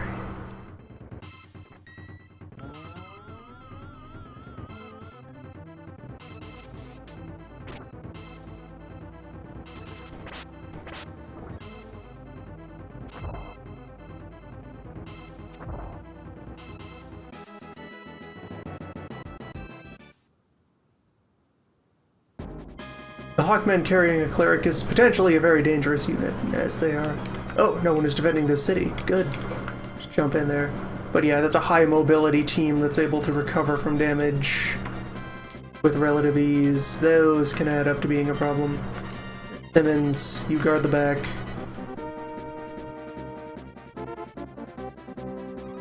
Unless you happen to already be where they're trying to get, they will make themselves a problem. Alright, Jackie, punch this wizard. Ah, it's Hawk Wizard again. Hawkman dragged his corpse back to a temple and got him revived. Oh, the Griffins.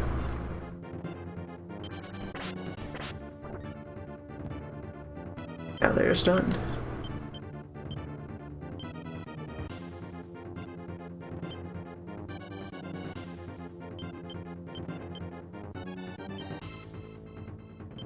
Fun as it would be to just fool him again, let's drop a magician.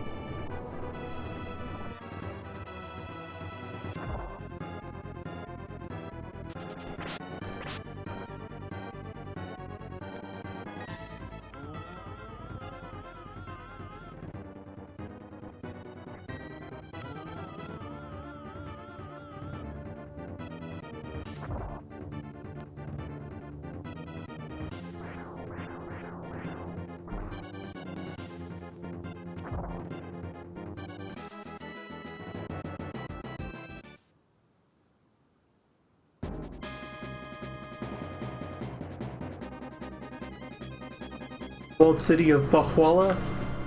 Liberation.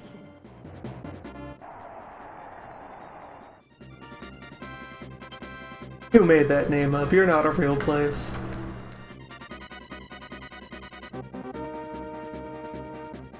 Max health.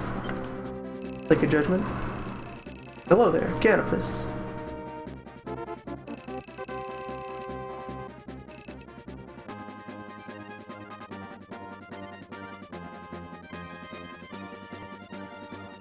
Yeah, sure.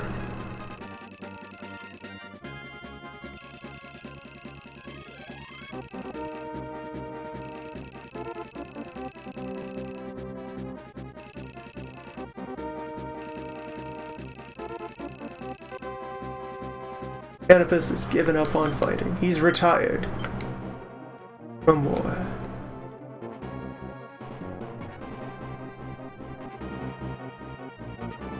That's too bad. Well, sure he had a good run at some time. Just gone from the military world.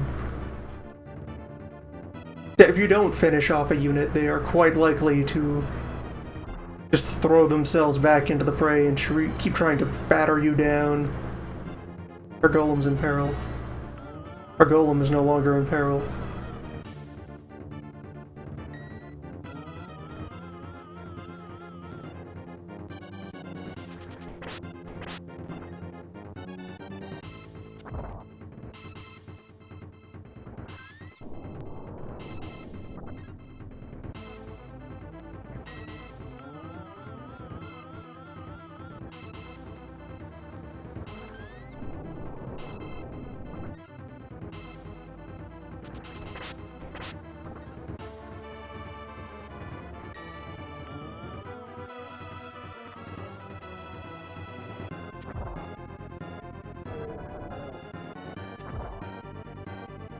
Good. Crush all puny birds.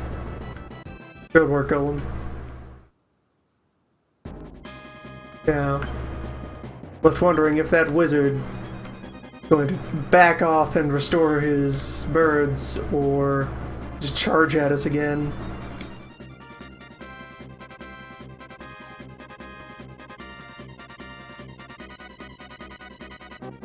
Angle. Another wizard city.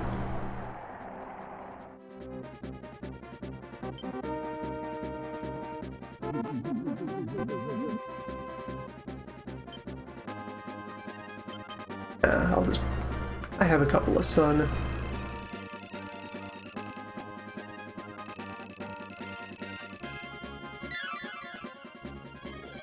Received the moon rose.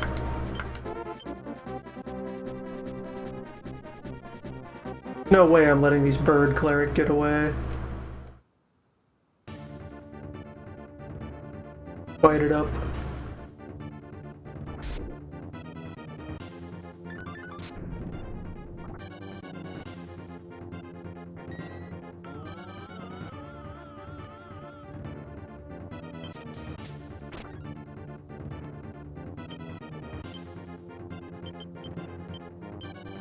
Actually, yeah, this seems like a really good opportunity to fool. Let the team focus down the cleric, which will then force the enemy to retreat.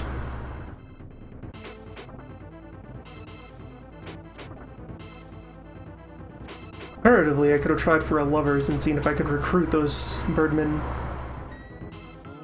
Next round.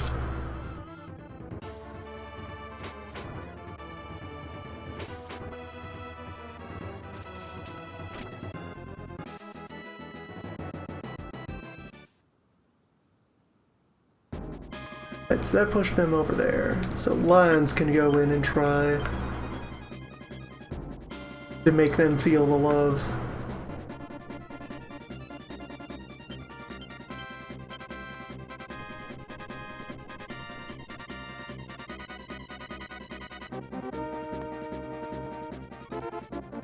Several enemy units remain. Fight it out.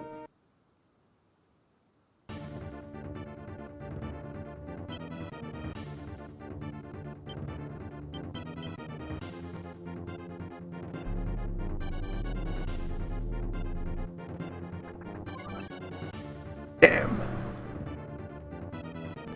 Couldn't charm anyone. The wizards can probably finish the cleric off.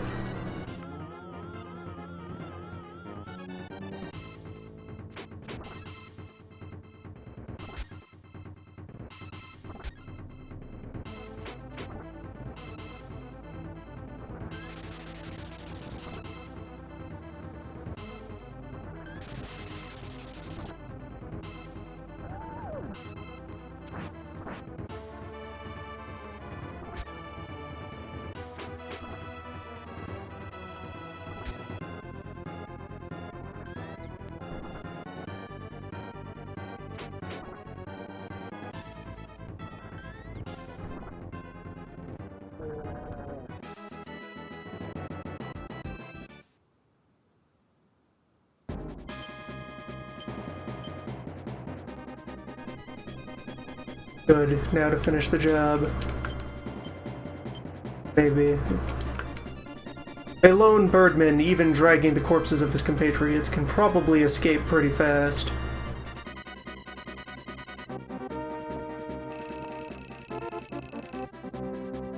Cannabis.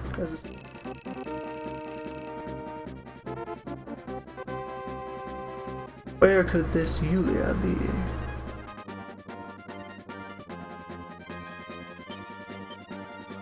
Alright, Berkeley, taken long enough to get anywhere. I'm sending you into the swamp.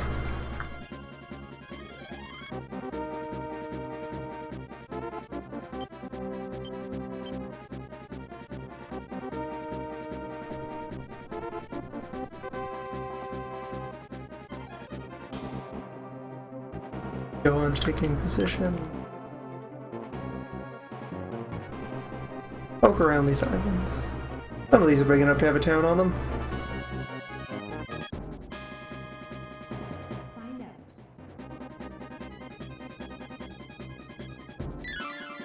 A dragon, whatever that icon ring, maybe?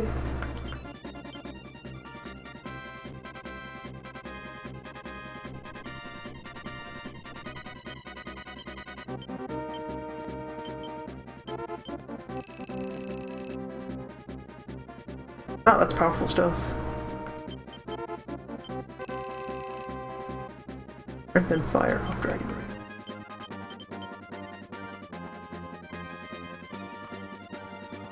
Write it out.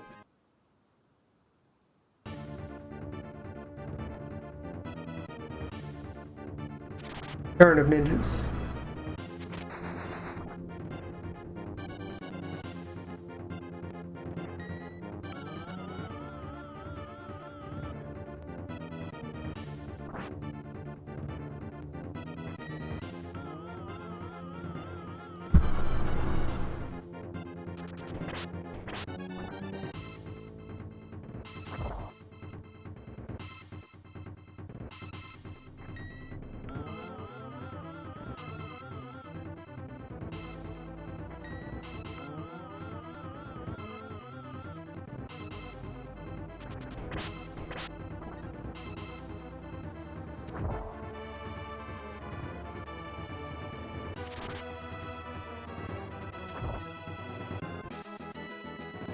Alright, good win.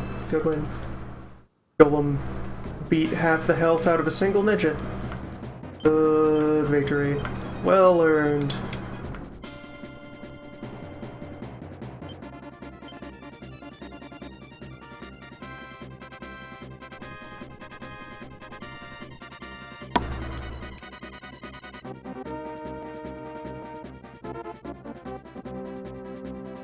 Find out.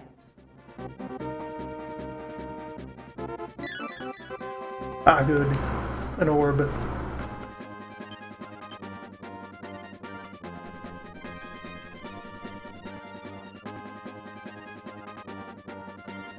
it out.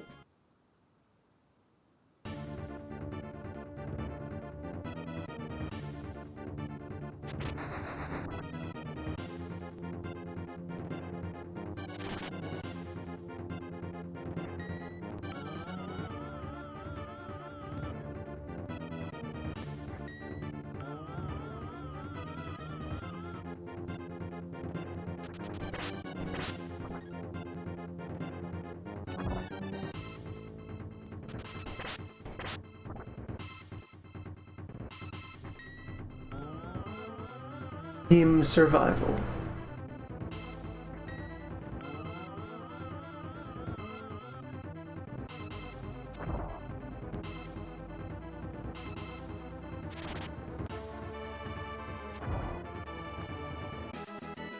Just been a showdown between the golem and this one ninja while everyone else sleeps. Write it out.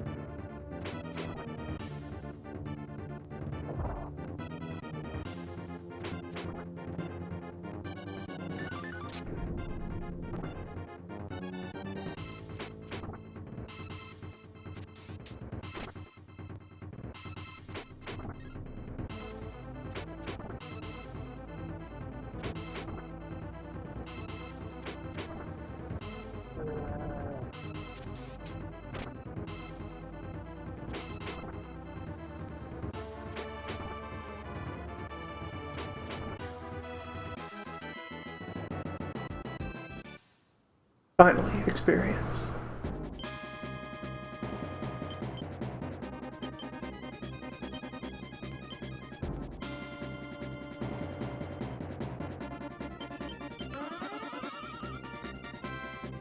Just help, staple that unit together.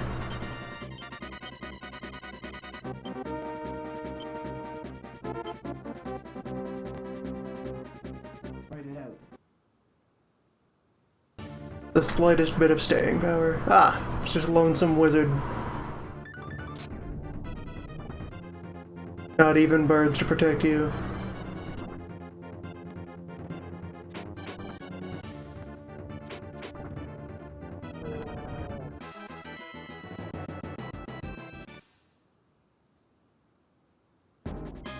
Worthless.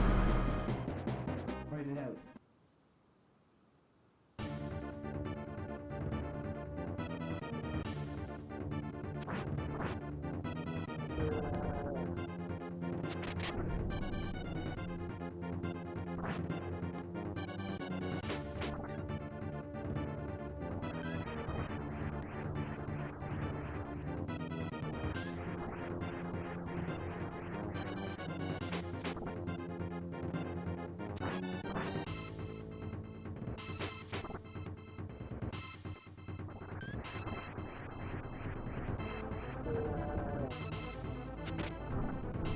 Golem gets no respect.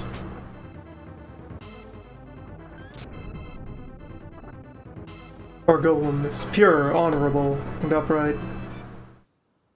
But all these guys have hit level 6 then.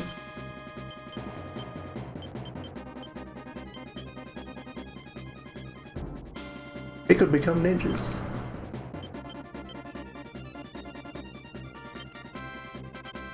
This one has more options. Class constraints are mostly based around alignment and charisma.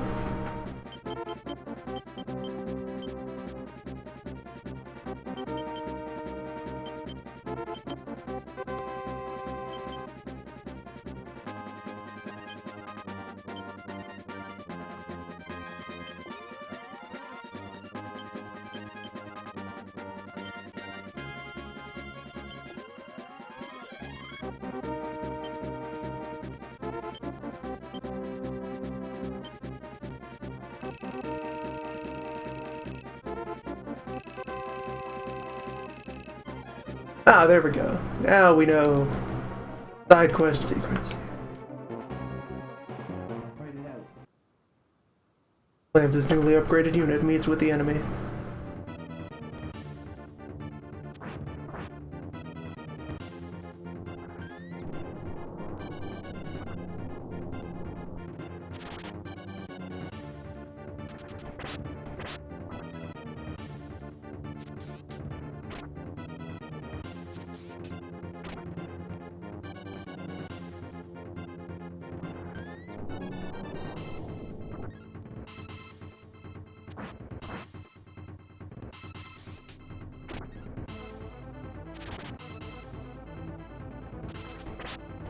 Usually you want to get your baseline characters out of their initial class as fast as possible. Anything else will have better moves and better stat progression.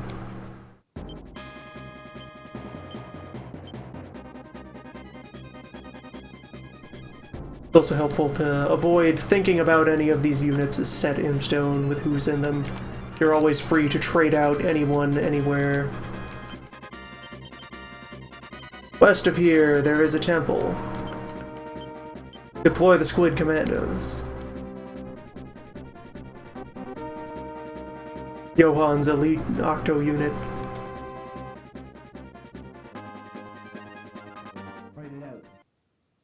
These two will help keep the city pinned down.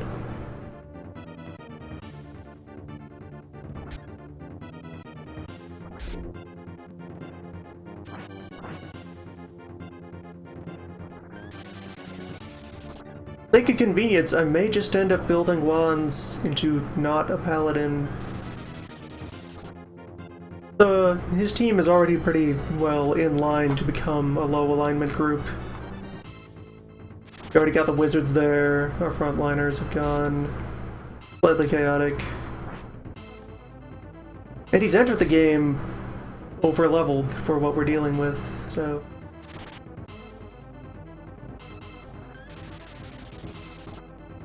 bit of a natural pick.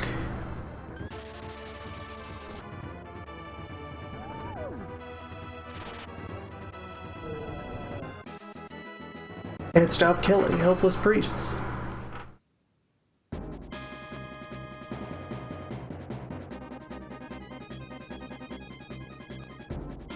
Fight it out. Which fight?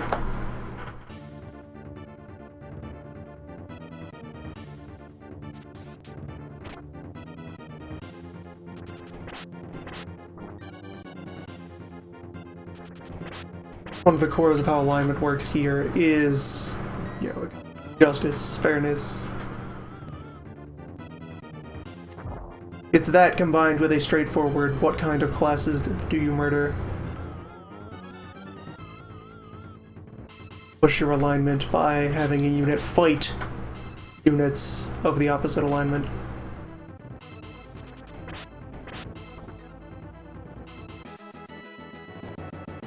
Victory! Slight victory. Marginal triumph.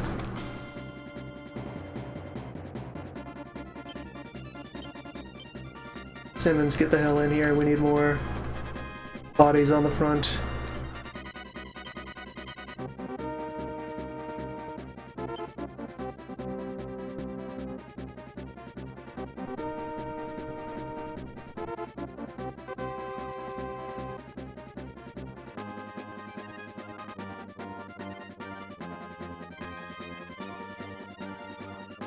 Find out. Hey! A city hiding in the woods. Gonna liberate the hell out of that.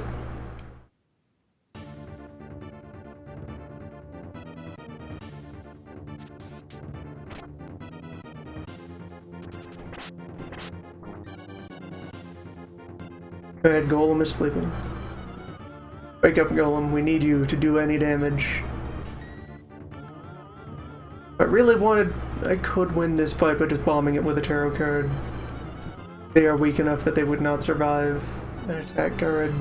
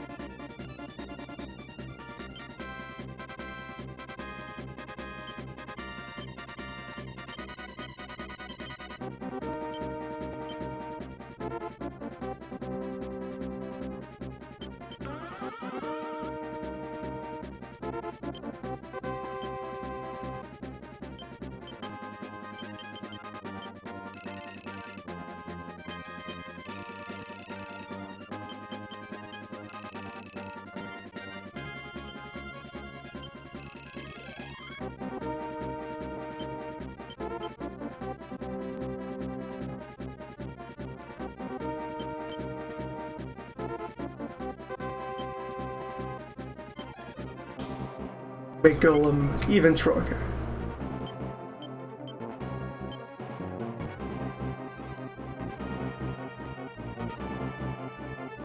Fight it out.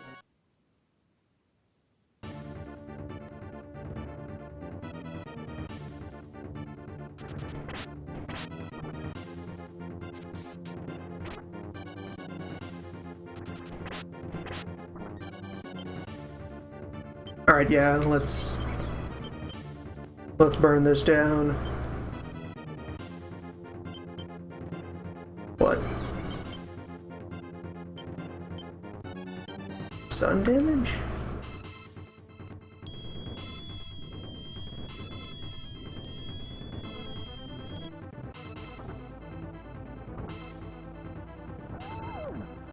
Indiscriminate damage. Victory. The power of the sun.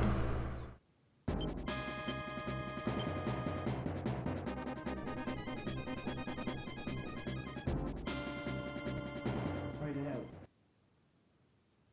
I think that's the based on alignment damage.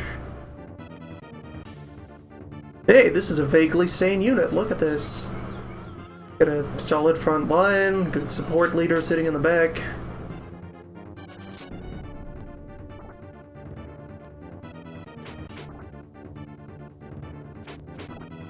Got a vacant slot where something else should be.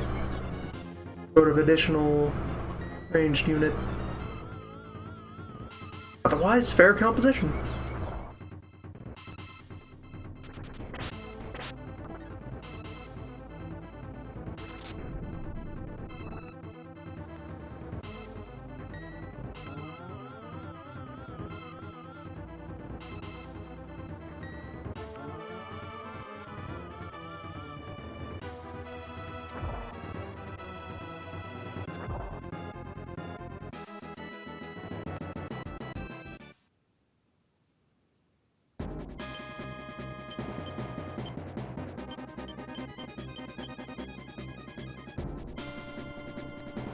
Golem is becoming capable of adding up the damage now.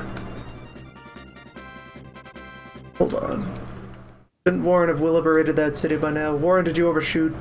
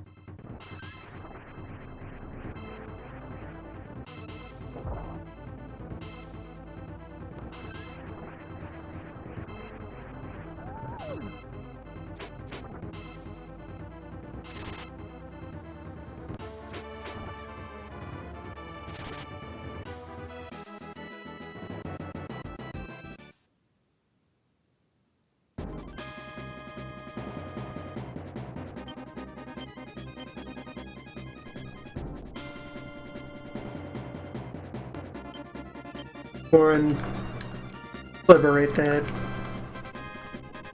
Come on, do we have to spell this out for you, Warren? What are we all about here? Are you still in this swamp, Berkeley? You found nothing of value in this swamp. Come on, Berkeley. Swamp harder.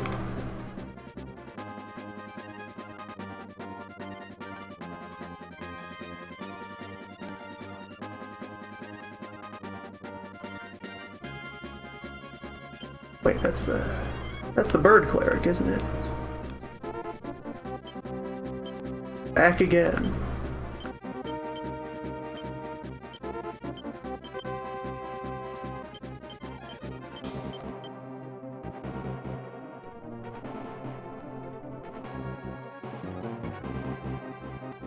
Find it out.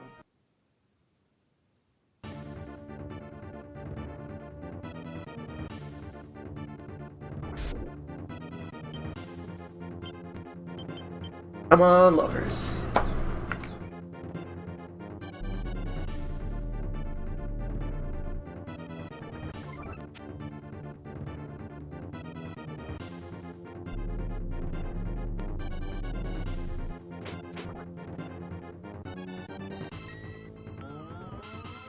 Oh, okay, this isn't theft, this is confuse.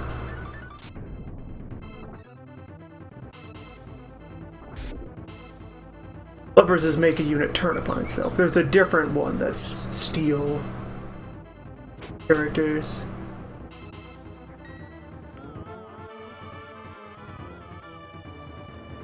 Still, powerful card.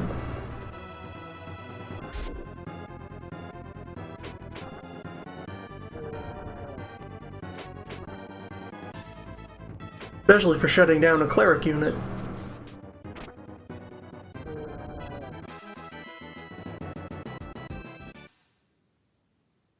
That will bounce you right into Mawitch.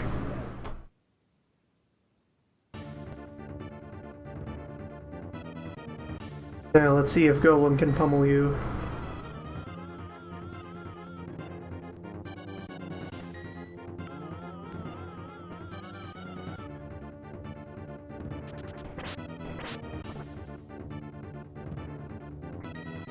Yeah, so now he's gonna bounce off of here as well, because he can't do damage, so he can't win the fight. Question of who he gets bounced into.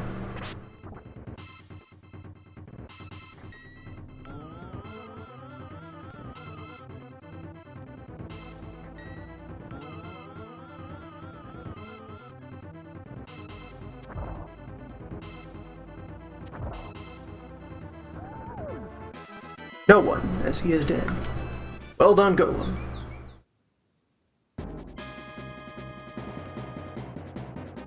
Oh hey, Berkeley found something. A monster. Giant, you say? Alright, so when you encounter neutrals, you fight them, you can try to negotiate and see if you can befriend them. Yes! Now we have a giant. Welcome aboard, Swamp Giant. Good job, Berkeley. Maybe you were good for something.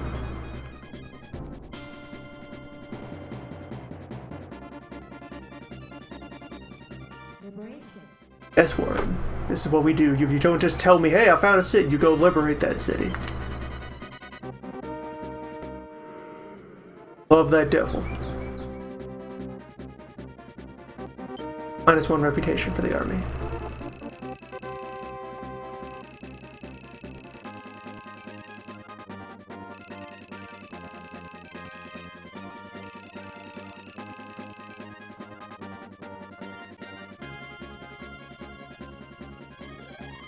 And again, 2 for 2, Berkeley.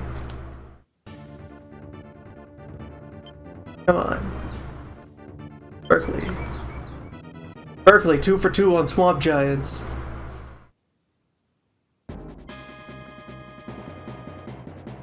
Giant Village. Alright. Really, I think Berkeley's next mission will be to just get near that city there where Canopus is. So we can cycle our way through that side quest.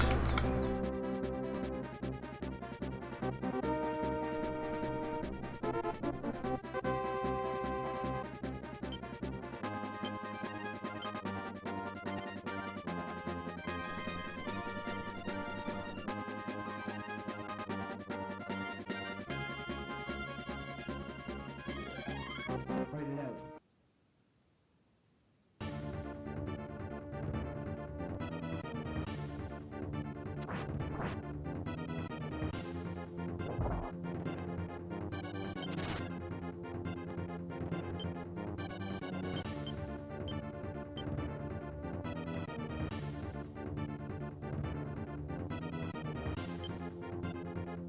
Throw down a strength.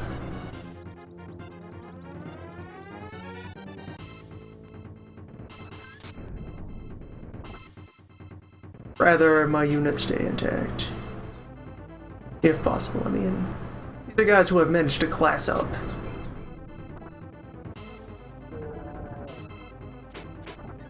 The opposite of expendable. Lawns and the Wildmen.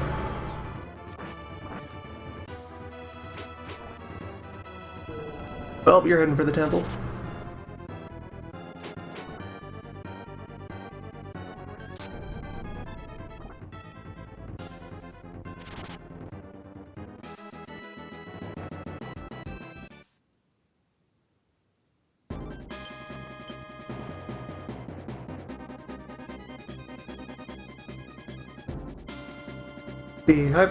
The temple that we know is over there due to quest hints is closer than the other one. Simmons up there to take your place in the formation. Forward push in a little harder.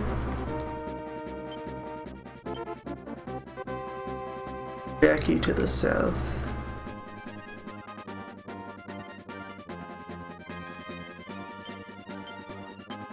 Berkeley nearly done up here in Giant Swamp.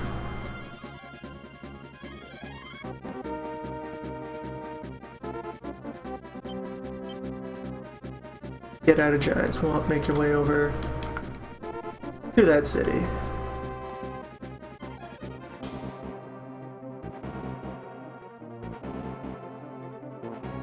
Fight it out.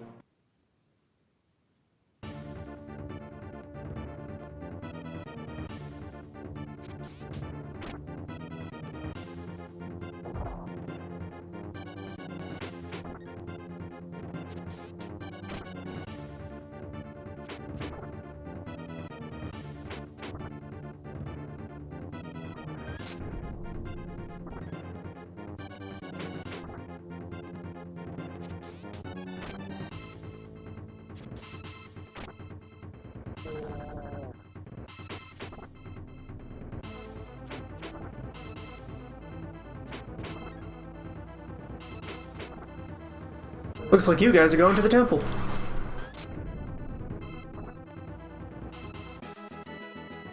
Temples for everyone.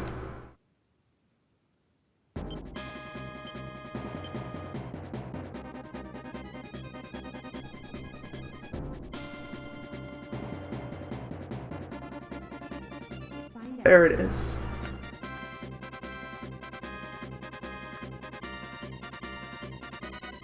Fight it out.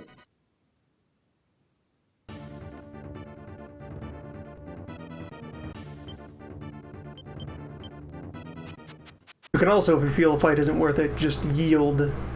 You will lose and get pushed away, but now you avoid taking any further damage. Just truck it all the way back to there, Simmons.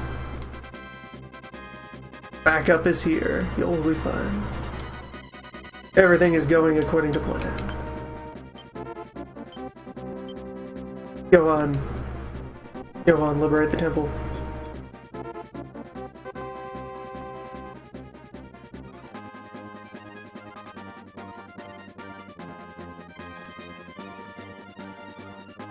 Fight it out. Giants are alright. Mountain giant. Very approachable, these mountain giants.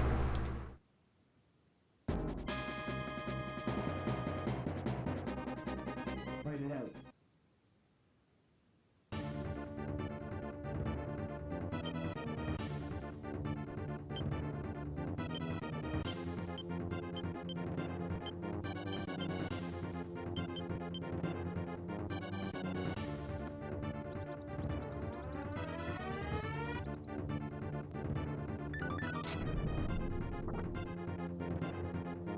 Giants recognize that we are large in spirit.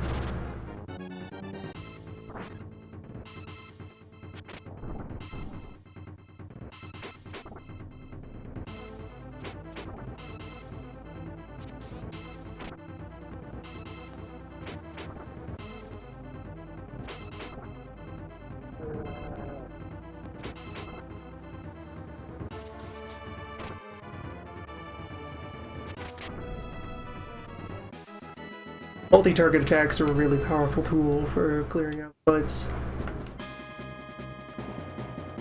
Liberation. Get you a lot of score.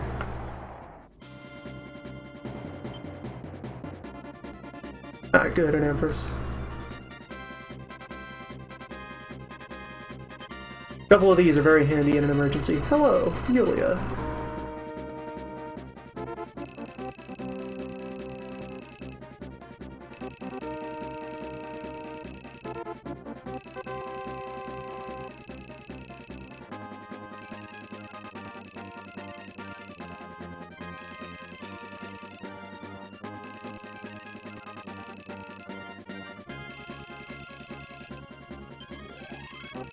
I am interested in recruiting them.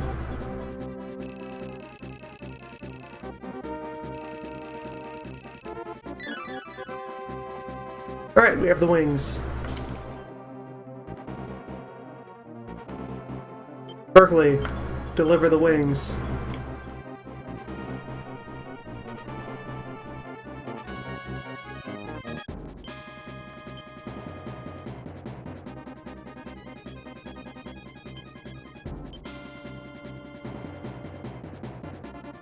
Yep, all of your items just exist in the loot dimension.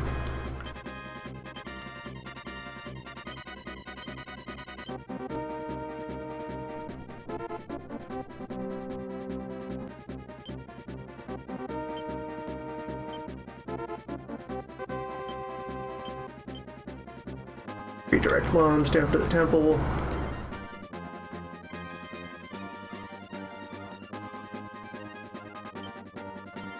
That's the ninja unit again. Oh, they have two ninja units. Valkyrie and the fighters.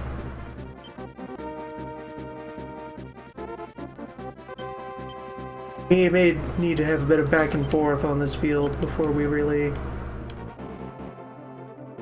get the chance to decisively push forward. Fight it out. And at no point did I stop to scour that shop, see if they have anything interesting.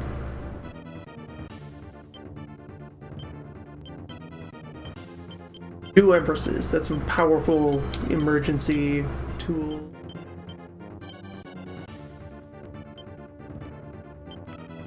I finally managed to run down my supply of cards. Got breathing room, which to accumulate.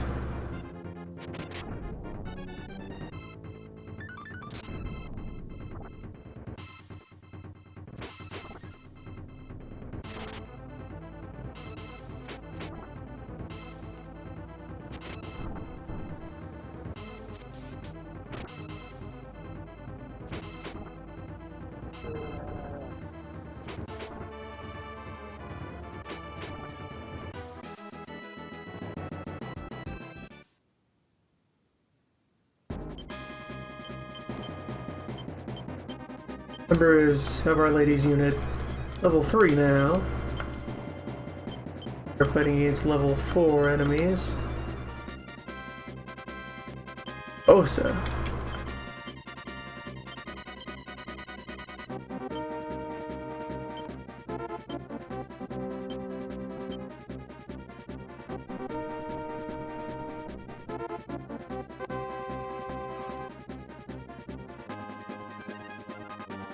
Fight it out. Should be able to finish this one off.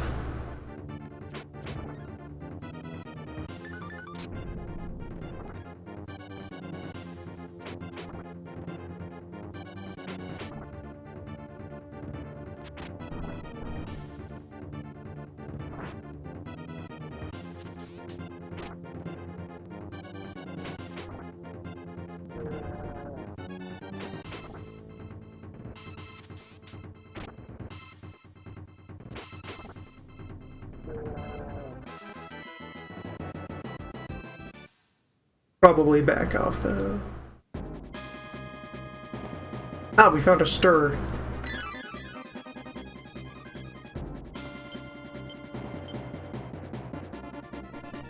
Have you guys back up to the city. Just loosen my grip overall. Get more recovery available. What the hell is that?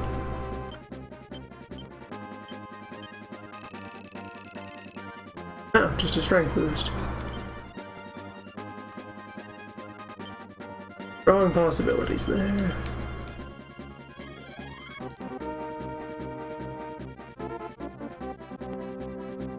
Fight it out.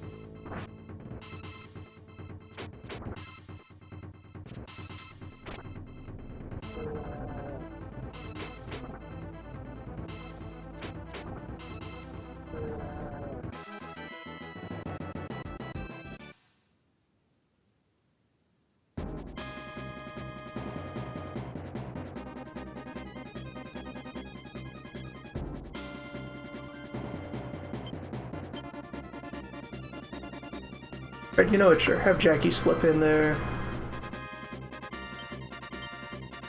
Some pressure on the enemy.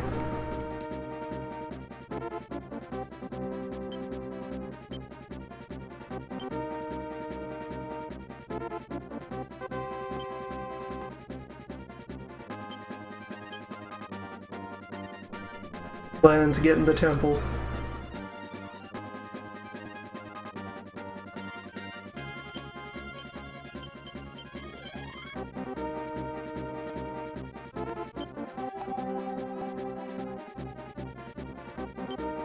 Revived units get to deploy at full health. It's helpful.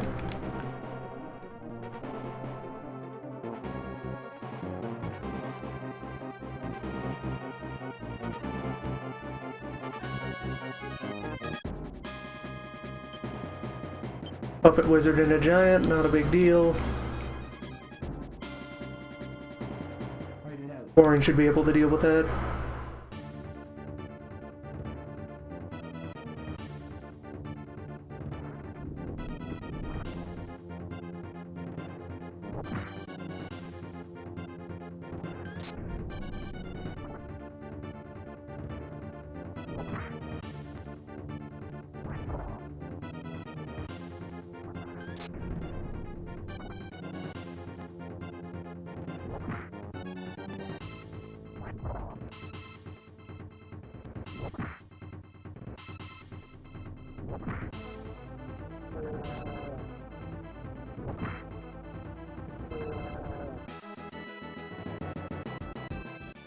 Good stuff.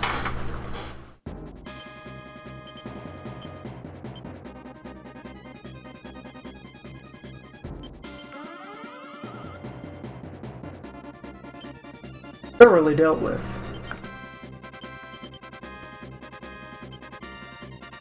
Here, Warren, have an orb.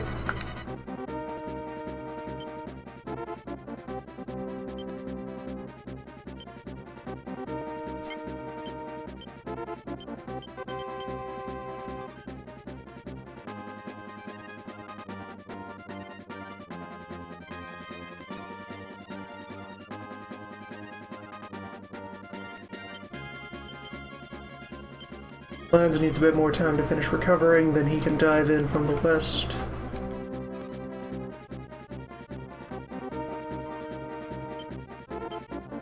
What is for sale in this town? Just the Joker. Ah, lets you just get it, draw a random tarot card. Potentially helpful. Actually, these are more economical. Twice the healing for less than twice the price.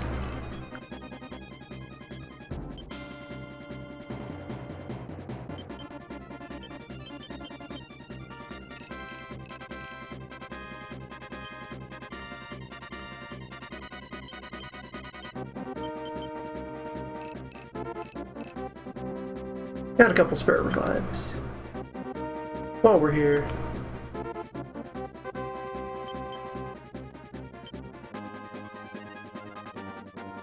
Fight it out.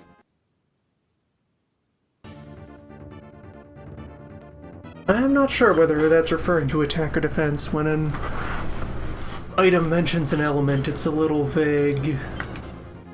I'd Empress the team to full here.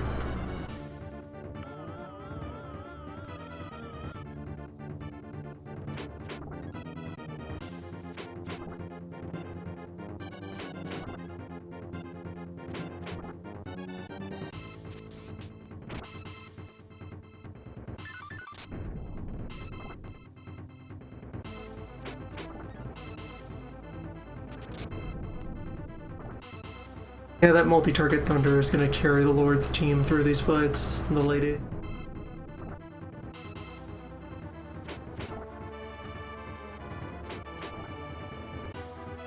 He usually gets a strong crowd control move as throw ability.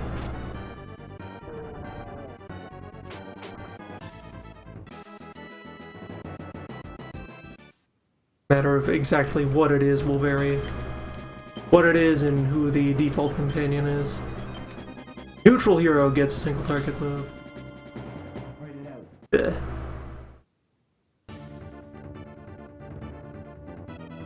Dogs. Get him. Dog. Get him.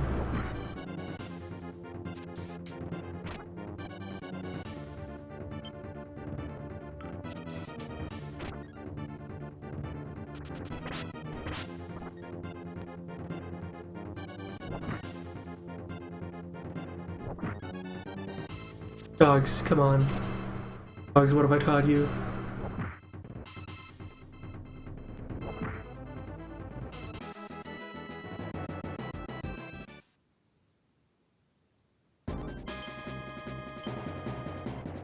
You should maybe try and cross over and at the temple. Lons, you ready? You're mostly ready. Get out there, Lons.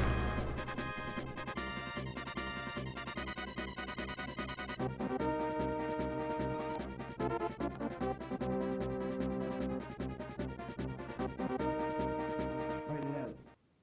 It looks like our lady will have to deal with all three of those guys. Wouldn't be all that bad.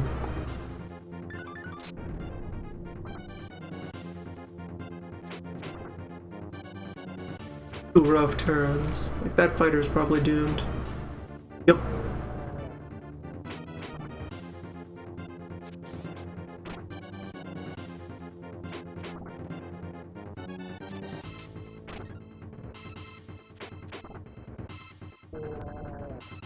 Yeah, there's a unit repelled. One ordinary life.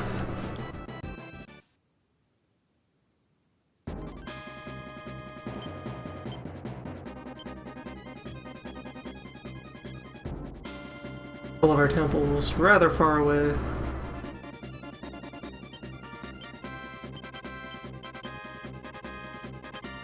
Rat's level 4, that's worth keeping around. We'd only be able to get level 2 replacements if we just bought a fresh guy. Jackie, you occupy that bridge.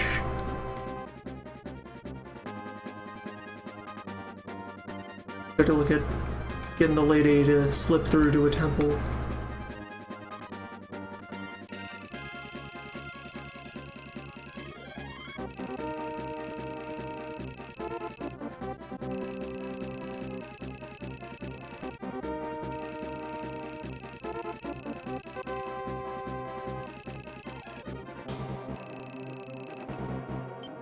Welcome aboard, Canopus.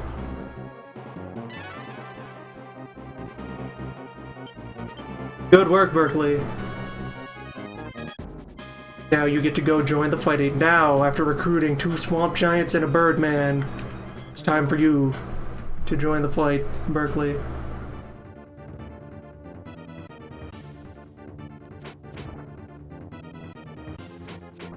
Berkeley is a hero. He is a man of peace, bringer of unity and prosperity. The great puppet wizard, Berkeley.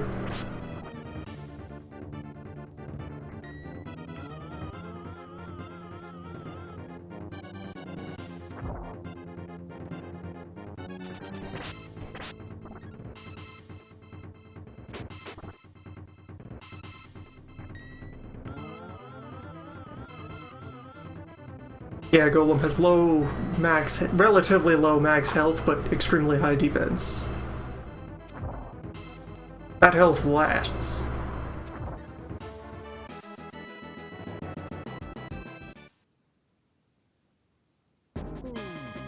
Alright, so... I can just get a... yes. Canopus, welcome aboard. Canopus, also 2 of his bird friends, and a griffin have joined our army. And they have sky movement, so they're going to be able to cross the field really, really fast. Let's get them out here to join the party.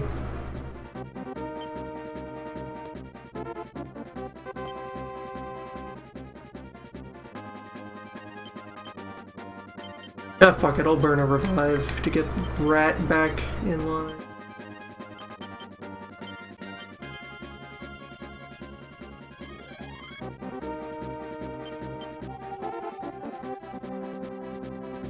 Welcome home, Rat. Fight it out.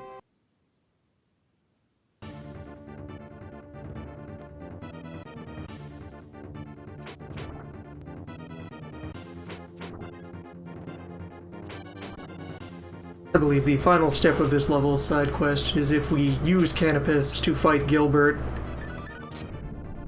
we'll be allowed to spare his life and recruit him to the team. Wildman hit really hard.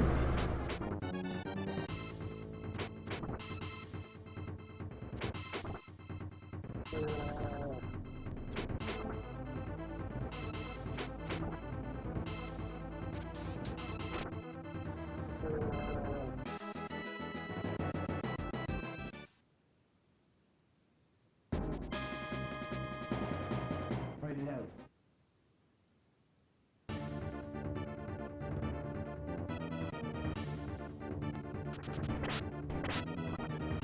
That was the worst day of your life.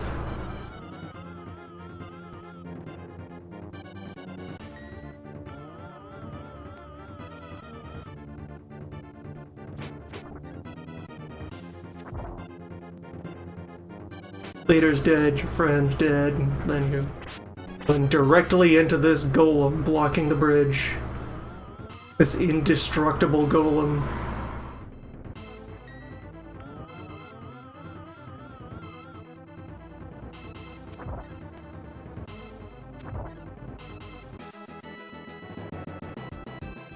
And it's not over yet.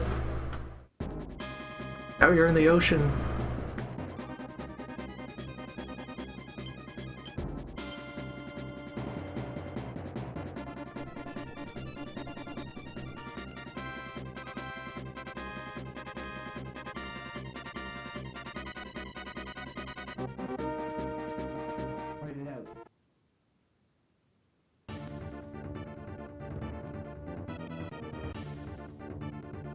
Sadly, we have no mechanics in place for trying to recruit regular enemy soldiers, short of whichever tarot card it is that does that.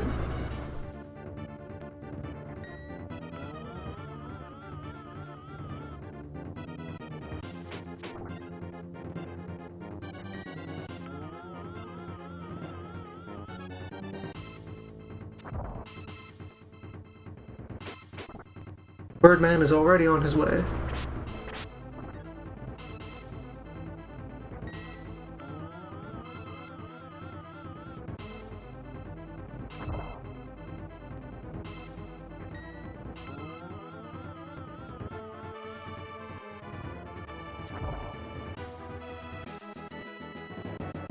The one golem was able to put out more damage than their entire line of fighters. There he is. Fight it out.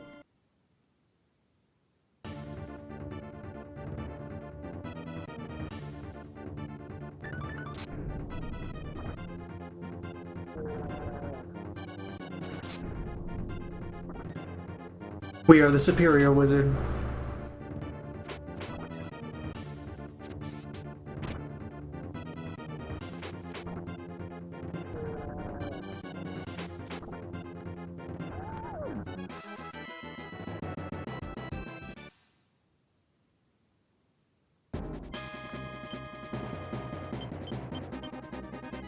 Level 5s. Almost there. Or perhaps actually there.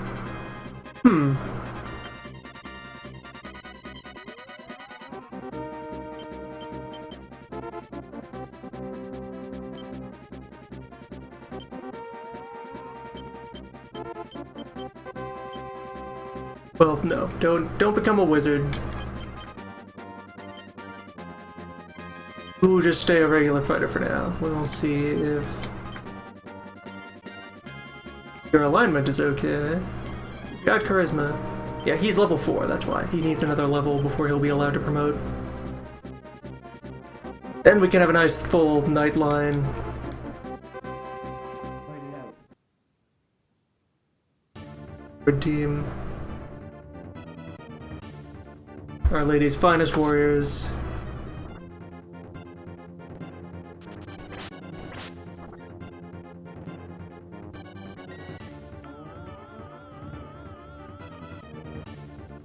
Golem and Witch is definitely proving to be a good combination.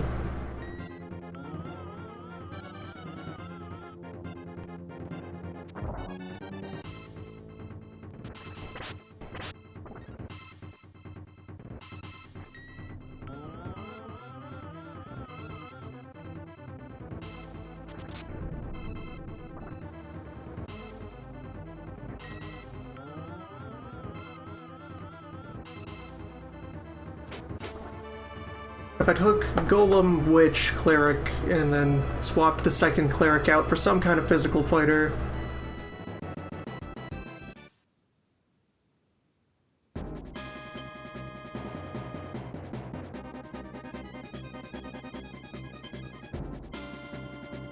a unit can be 5 regular human-sized things, or 3 humans and a monster, or 2 monsters and a human. The monster is worth 2 humans. In terms of unit weight. Paralyzed.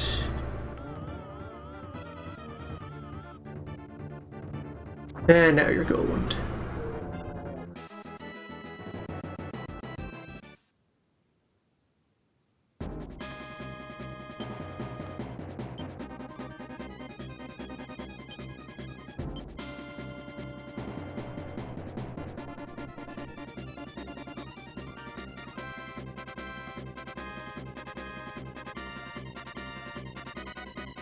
Fight it out. Oh hey, Simmons finally reached a temple. None shall pass. Nobody gets a Karas Golem Bridge.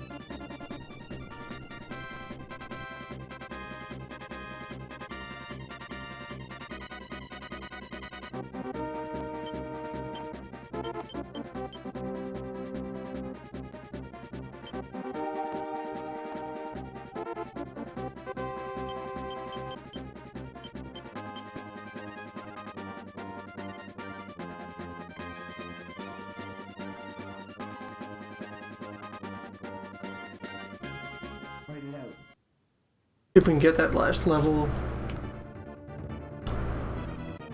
Get our dear friend up to code.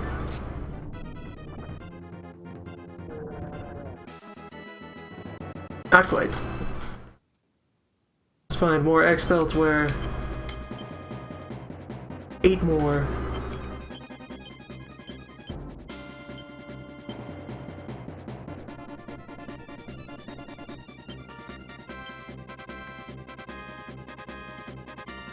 Fight it out.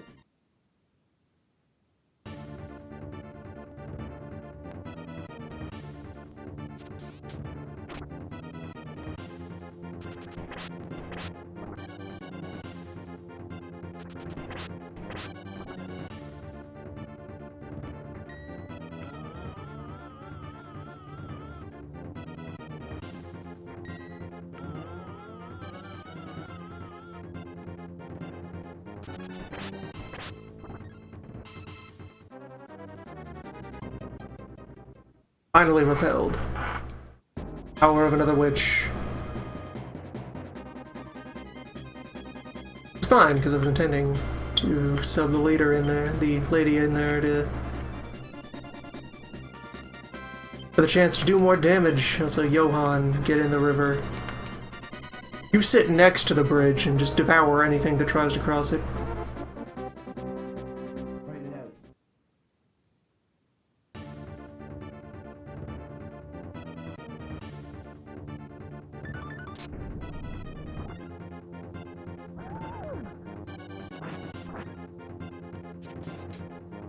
The lady's quite swift. Usually able to get that thunder off immediately.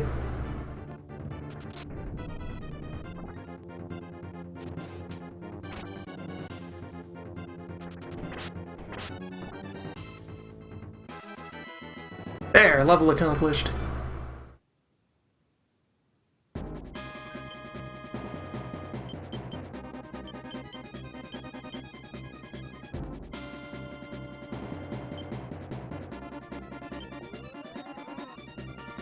There we go.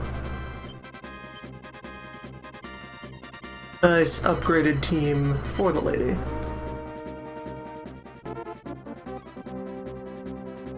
Fight it out.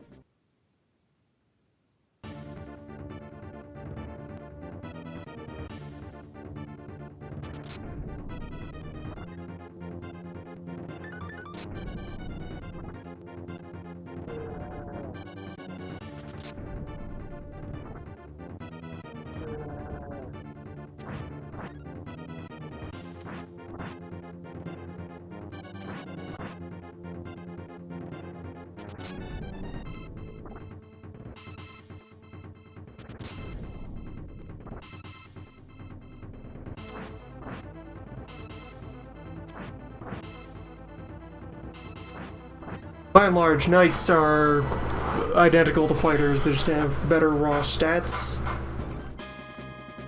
and better stat progression, alongside being the gateway to the more advanced knight likes. Come on, Canopus, get down there. Show everybody what you got. Knight is indeed Fighter Plus.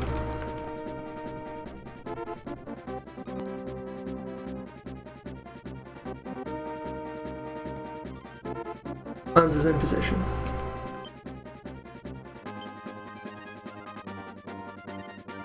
Fight it out.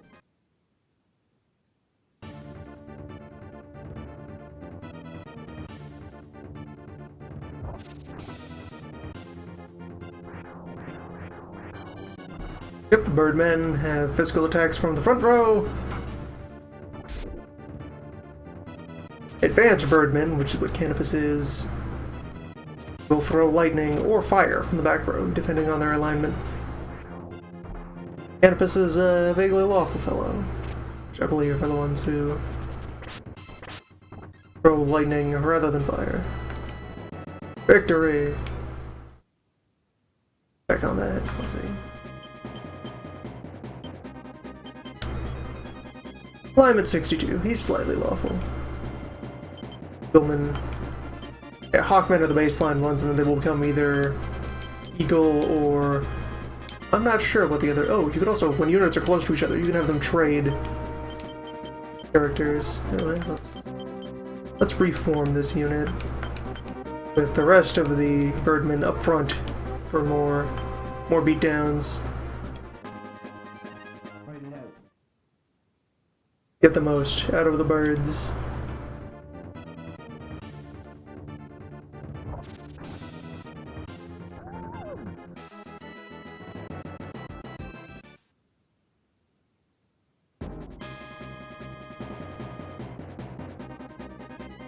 Fight it out.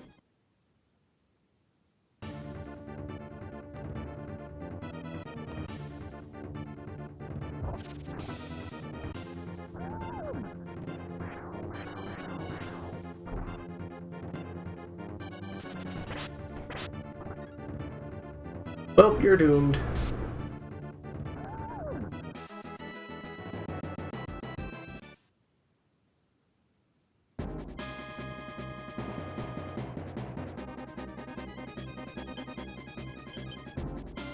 Alright. I believe we have cleared off all the remaining cruft, so... should be time to end this.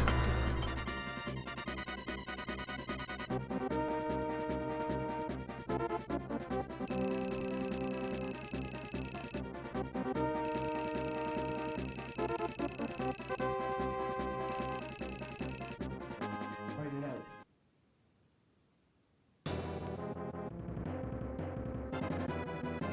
Okay, attacking him with cannabis might not be necessary.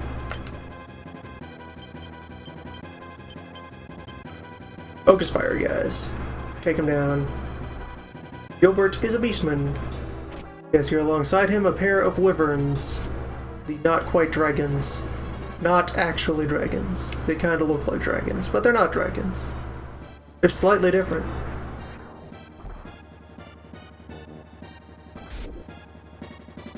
They are quite tough.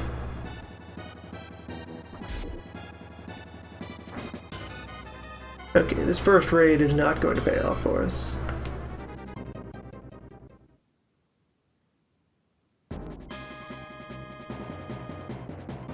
Alright, Lance. Your turn.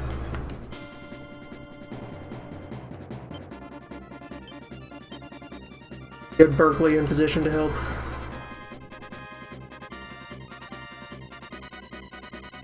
Fight it out.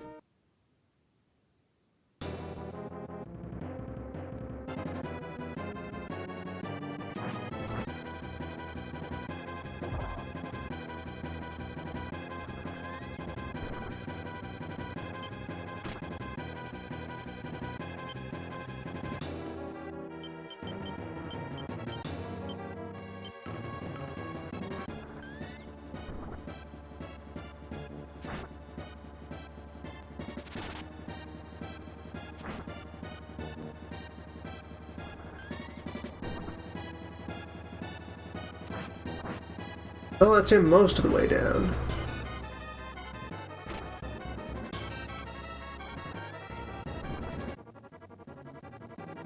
We're close.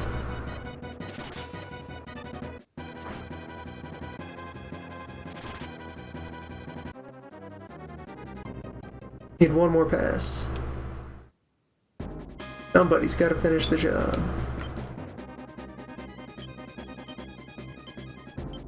Maybe Canopus can do it anyway. Pop him off first.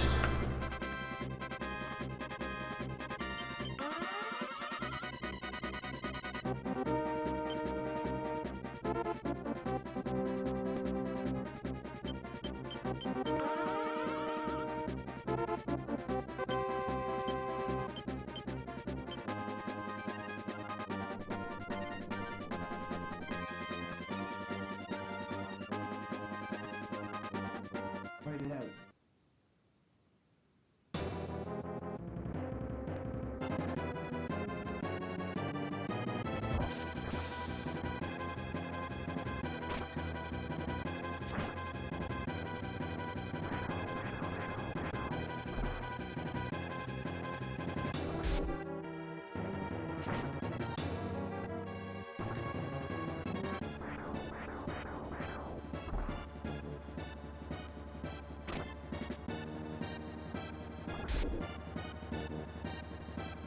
Seems like our frontline birdmen don't have enough reach to go after Gilbert.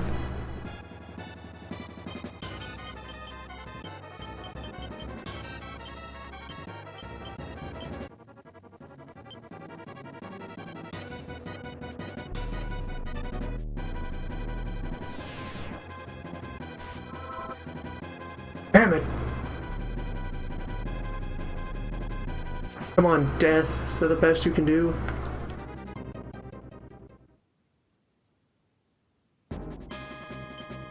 Alright, fine. Berkeley, bring peace to this land.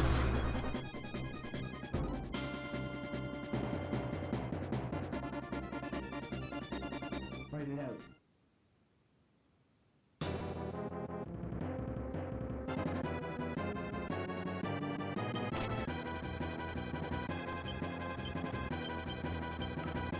Tell them to target leader, but really this should end in one acid burst.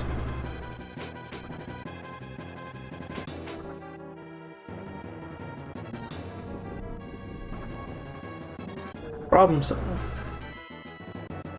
Experience for everyone.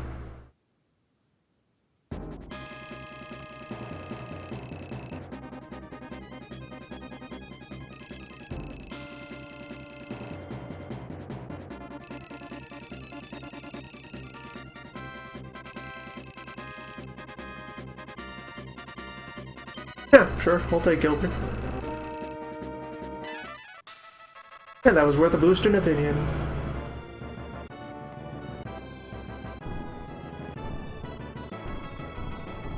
He showed mercy. Got a Gilbert. Might even give the Wyverns too. Could be his default unit.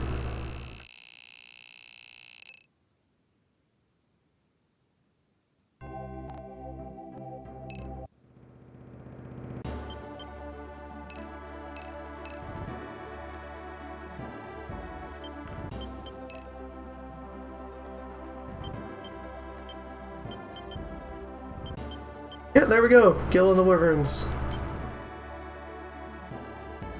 Eulene and Edie.